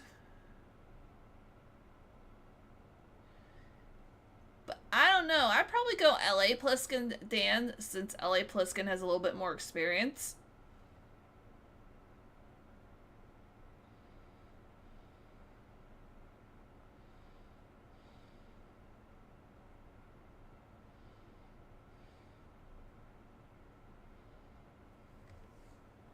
From the neck up.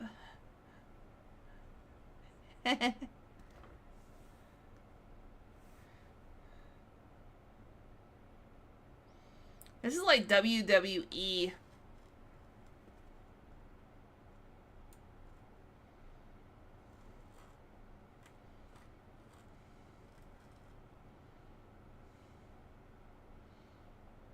Like WWE makes with gladiator stuff.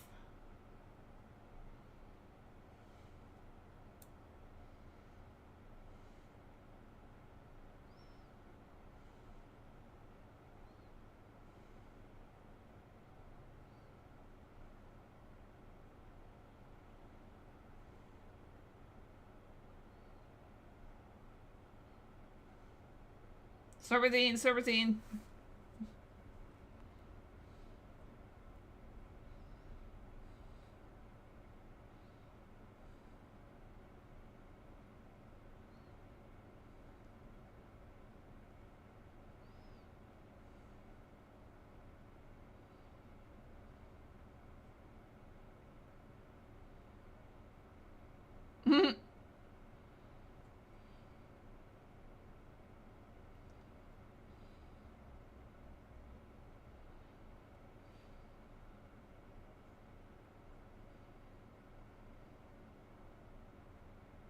Yeah, get out of my way, creepy man.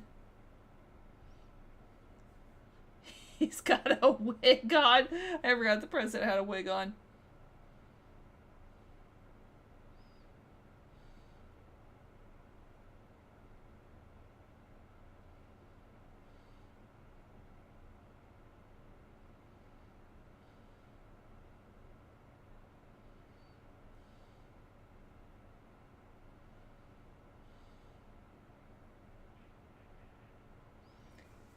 Damn, Maggie's a hell of a shot. I'd want her on my side.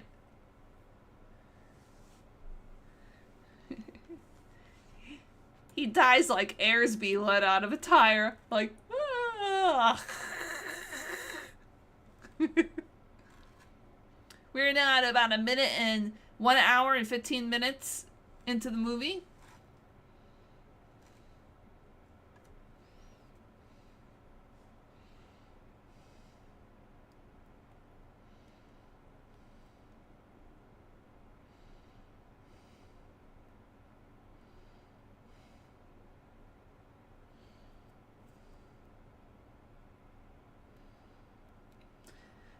The bat with nails in it kind of reminds me of the barbed wire bat that Negan had in The Walking Dead. A little bit.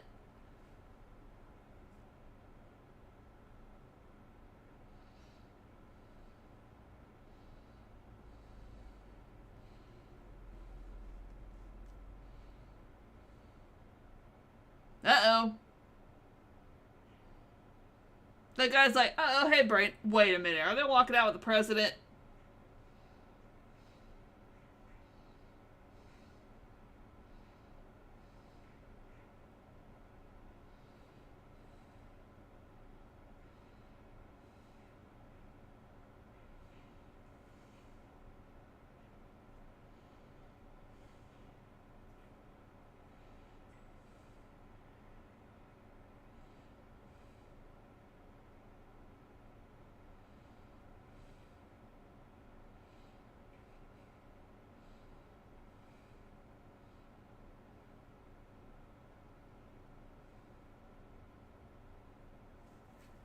Snake. Snake. Snake.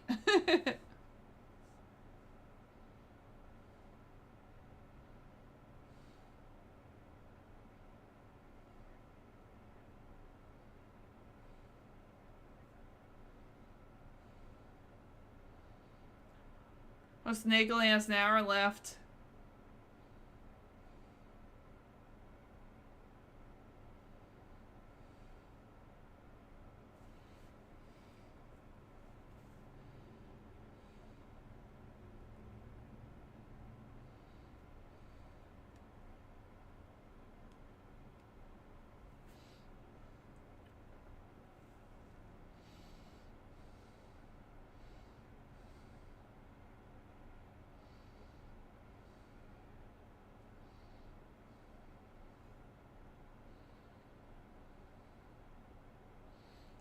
Uh-oh. Then you got 100 or so guys who are all going after Brain.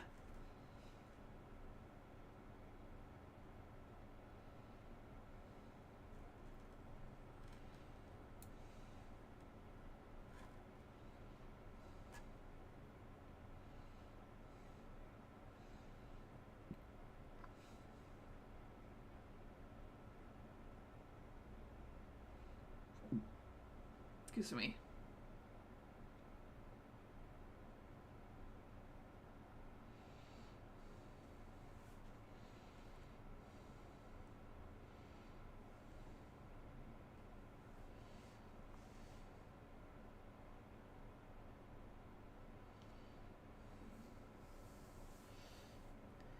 Man, snakes having to run upstairs and downstairs and upstairs and downstairs. It's just on a bum leg.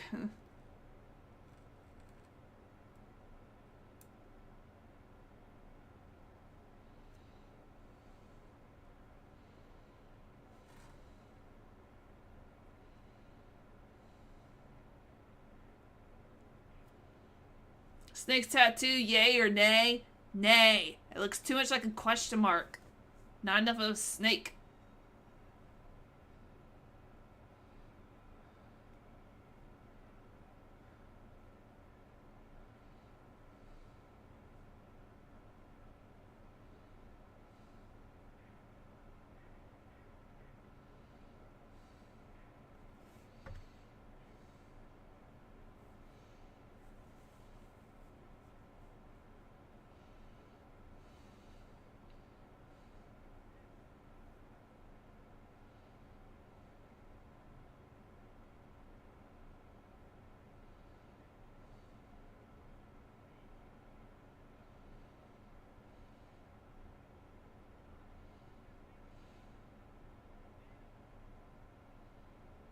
Yeah.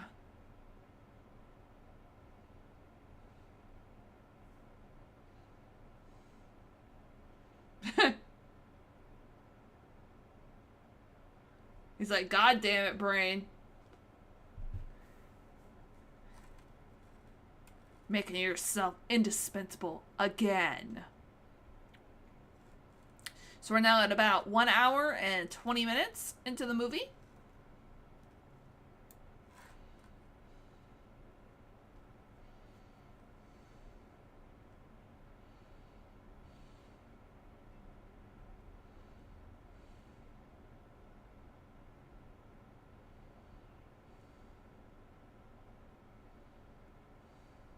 Oh shit. Yes, major car trouble. How you doing?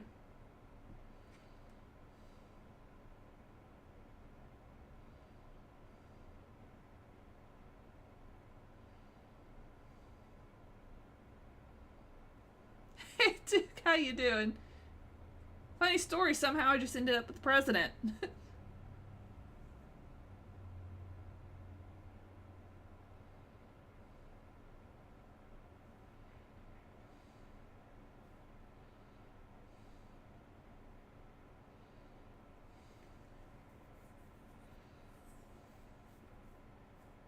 I think I remember Cabby has the tape.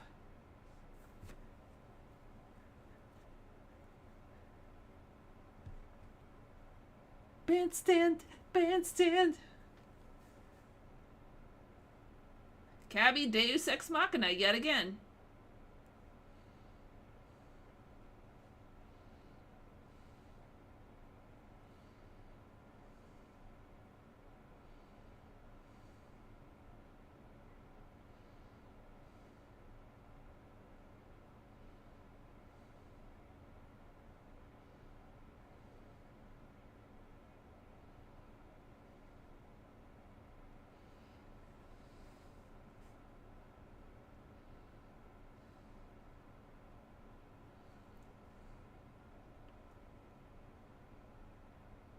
Boring. Let's put the music back on.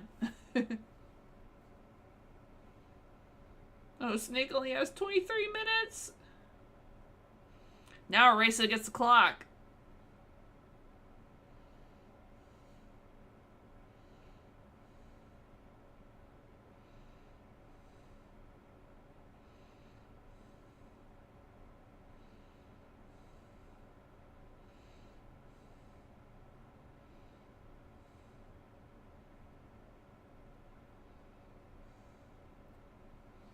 Cabby is really smart.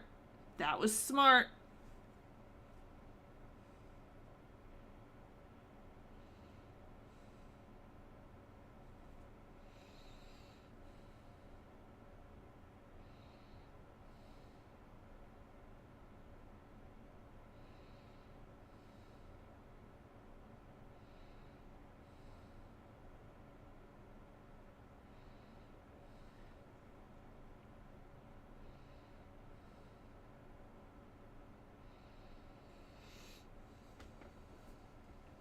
Yeah, that escape music is really cool. I like it.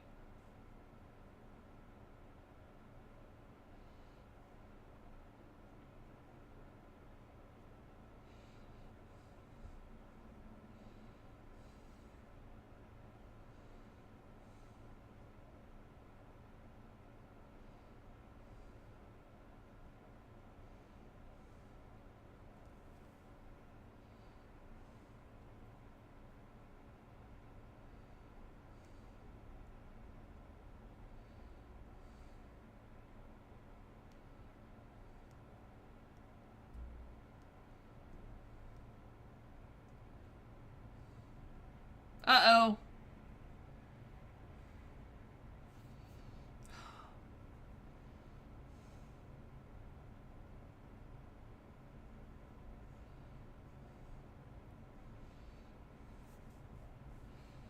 I think Cabby's dead. Poor Cabby.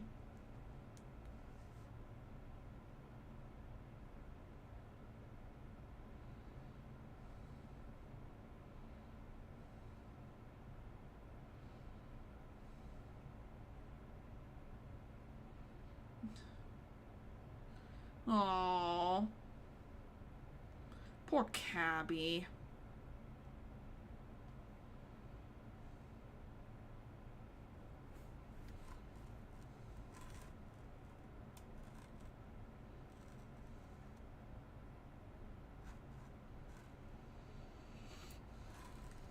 Oh shit. Wonder how Brain didn't get himself more blown up than he was by stepping on a mine.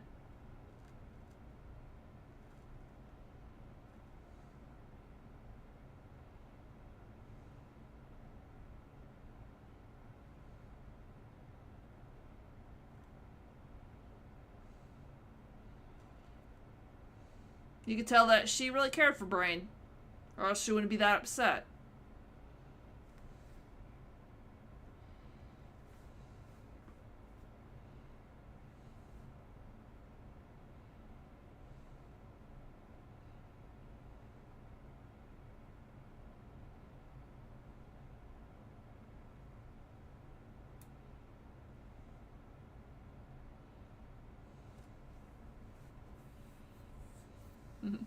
That's the kind of smile that he gives her.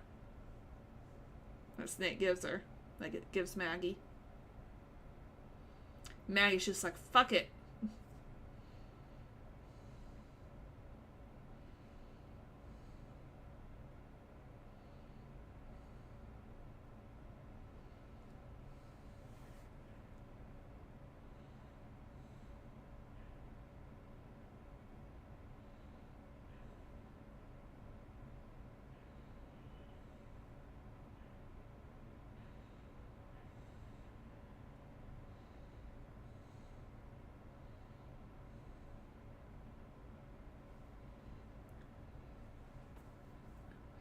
Aw, man. Maggie got wrecked. I totally forgot about that.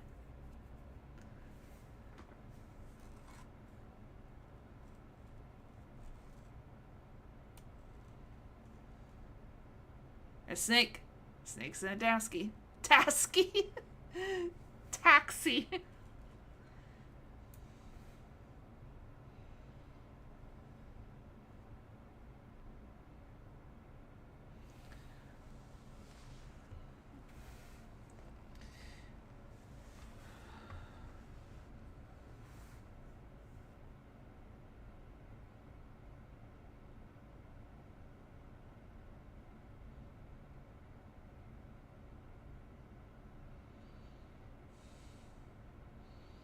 They are really fighting the clock here.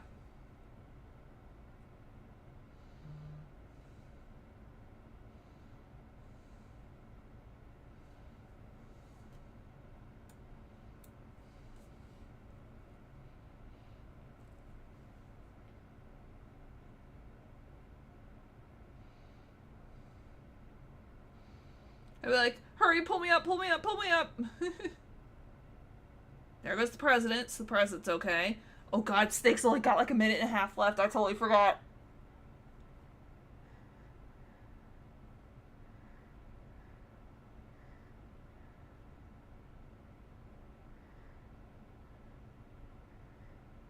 I know it's gonna happen, but it's still like, this part's still so tense.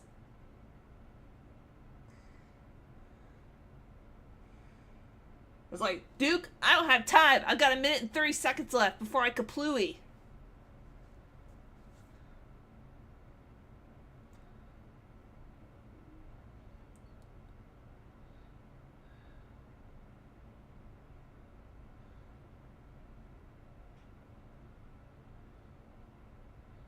Who did that?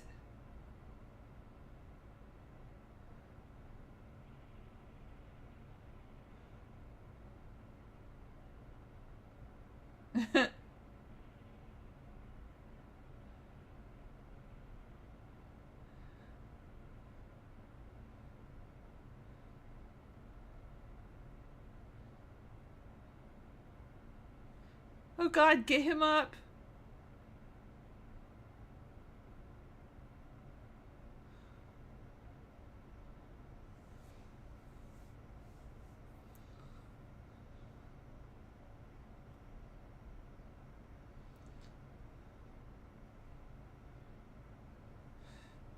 Oh my God, urgency. Fast, fast, fast. Go, go, go, go, go. Hobble your ass over there, Snake.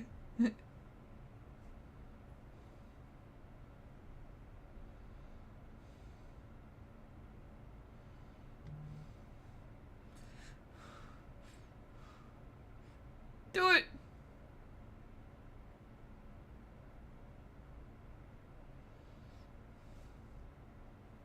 They still wonder if it's gonna work. He's like, please, please, please, 2, 1, boom. It worked.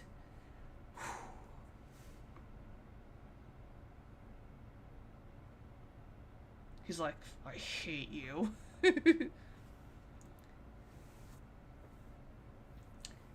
Yeah, I think Snake walks out of there free, and the movie kind of defines freedom for me as you're completely just beholden to nobody. And I think that's what Snake is, at least at the end of this movie. The prisoners, yeah, they're not in a cell, but they're not truly free.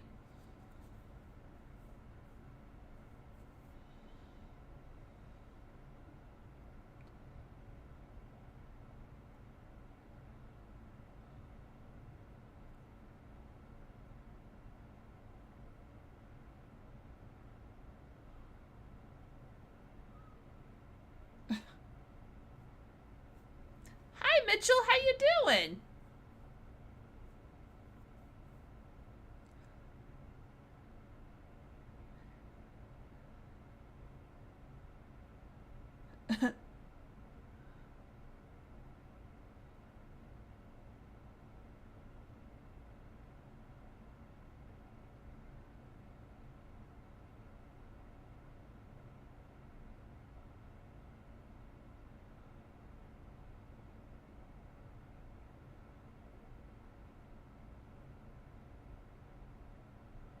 Gosh, that president couldn't be any more bothered that people died, like trying to get his ass out of there.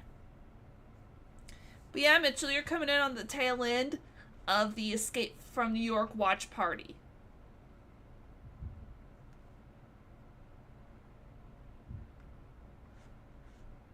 Tired. Maybe later. That is such a great line.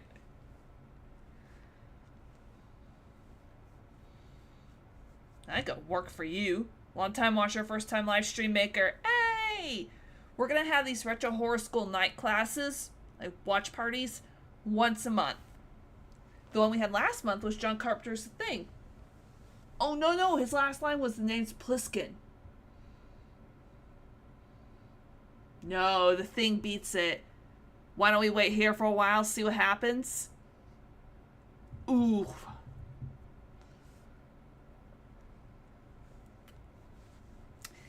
Yeah, we're going to be having these like once a month. Oh gosh.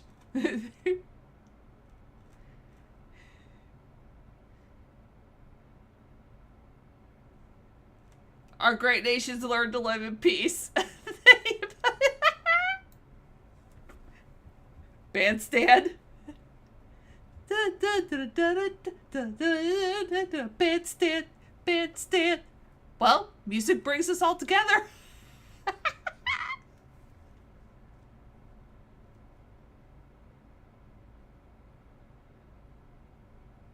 And then he just tears apart the tape. It's just like...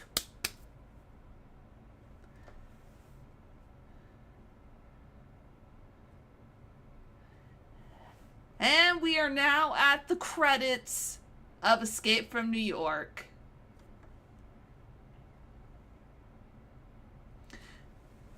All the live streams you could find under the live tab, they will serve as commentary for if you want to watch the movie later. So I will always have these up.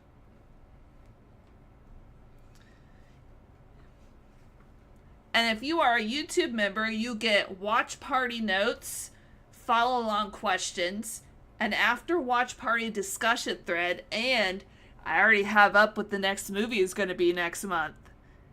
YouTube members get to know early.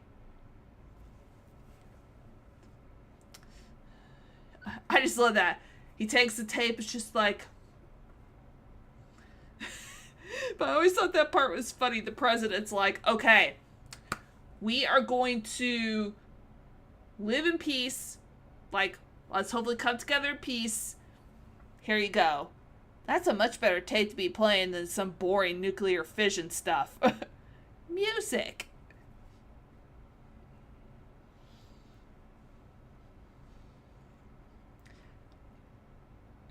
Yep, you can always tell a John Carpenter movie too by its theme. If you play me this theme, I'd be like, this is from Escape from New York. This is from Escape from New York, definitely. I let the credits play through just so I can hear like the music for a John Carpenter film. Dun dun dun dun dun dun dun dun dun dun dun dun dun dun dun dun dun dun bear bear bear bear.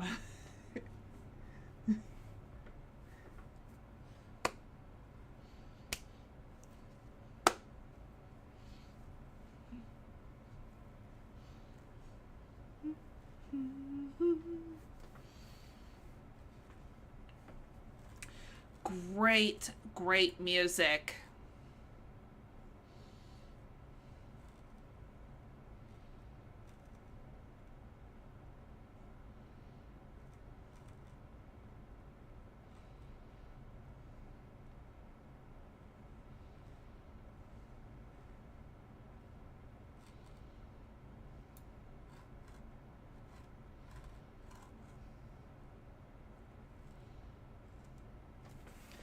I am very happy that y'all came to watch Escape from New York. Like I said, it's not technically a horror film, more of an action, sci-fi, dystopian, western, and noir mix, but I would consider it horrific if I was trapped on Manhattan Island in a prison, like in a prison, so to speak, since there's not any cells, but, you know.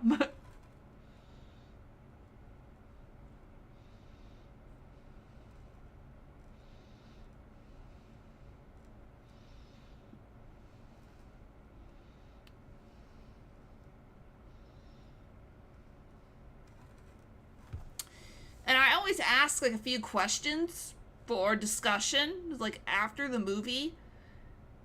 But what I would like a couple questions. What scene from this movie defines Escape from New York for you? So, if you just look at this, just one particular scene, you would be like, this is Escape from New York. This just says everything that the scene, particular scene just says everything that this film needs to say.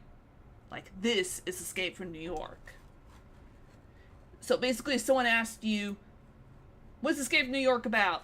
Pick a scene. Pick a scene that defines it.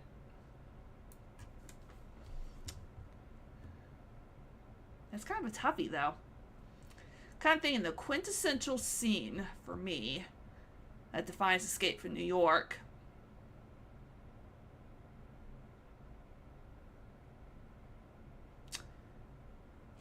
I think probably right before Snake is ready to go in. Whenever he's ejected with those capsules. And the guy says, hey, tell him what you've done to him. It just kind of shows that they think of their prisoners as expendable. I think that just sets the whole tone of Escape from New York for me.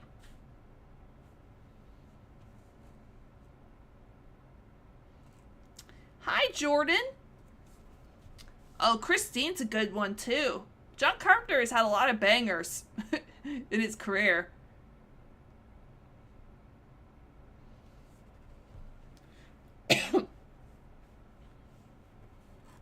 Oh, wow, I forgot to stop the time. Whoops. The movie's now 1 hour and 40 minutes long. Ooh, yeah, the interrogation's a really good one, too. So you can kind of see just like the back and forth, almost kind of like the let's make a deal thing. I know you don't want to be in there. We need the president. Why don't you go get him? Kind of like Snake's like, I'm going in anyway, so I may as well go in and have a chance at a shot at freedom, I suppose.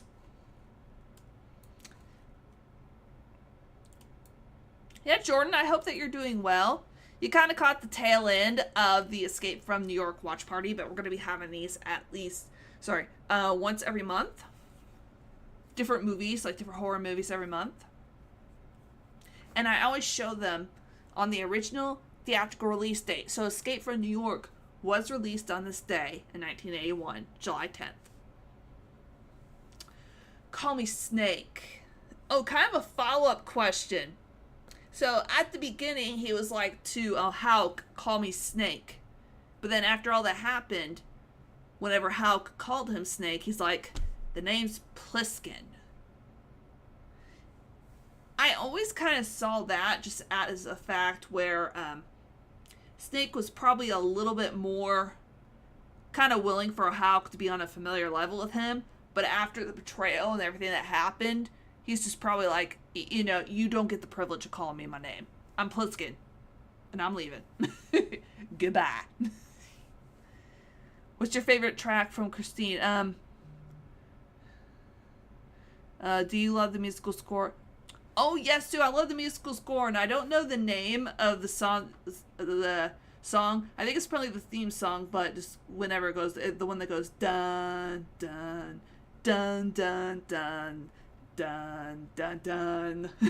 That one.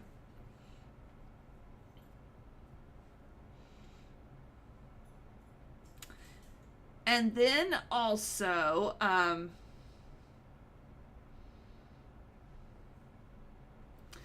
like to know what you think about Snake as a character from the beginning of the movie to the end of the movie.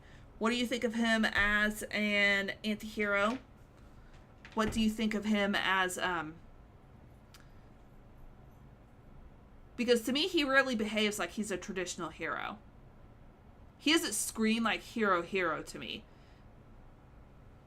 And I don't know if Snake would actually call himself a hero.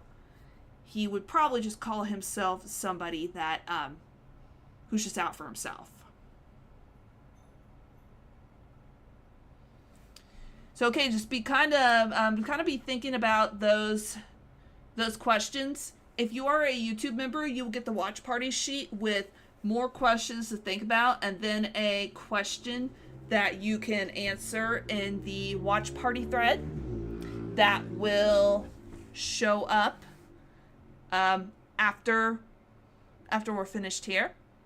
So YouTube members get watch party notes, follow along questions, and after watch party discussion thread. And you get to know what movie's on the schedule early. Solid Snake's awesome. Love Solid Snake. So we will be doing these once every month. Like I said, if you're a YouTube member, you already know what movie's coming up next, but keep an eye on my threads and my Instagram because I announce what watch party is coming up next. He's a bad penny. He's like a bad penny. Yes. If you shine him up, then he's got potential. He's got potential. So you can follow me here on Instagram and threads at Terrific Lady. Or if you're not already subscribed, you can subscribe here to this YouTube channel. So that way you can always keep up to date on the watch parties because I also announce them here too.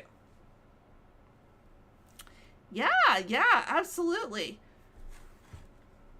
Okay, y'all. So I'm going to spam all the emote reactions, because I can. So everybody, you take care. Hope that you have fun or had fun. And I hope to see you next month in August for our next Retro Horror School night class. Oh, thank you so much for being here. This night class is dismissed for now. But I'll see you next time.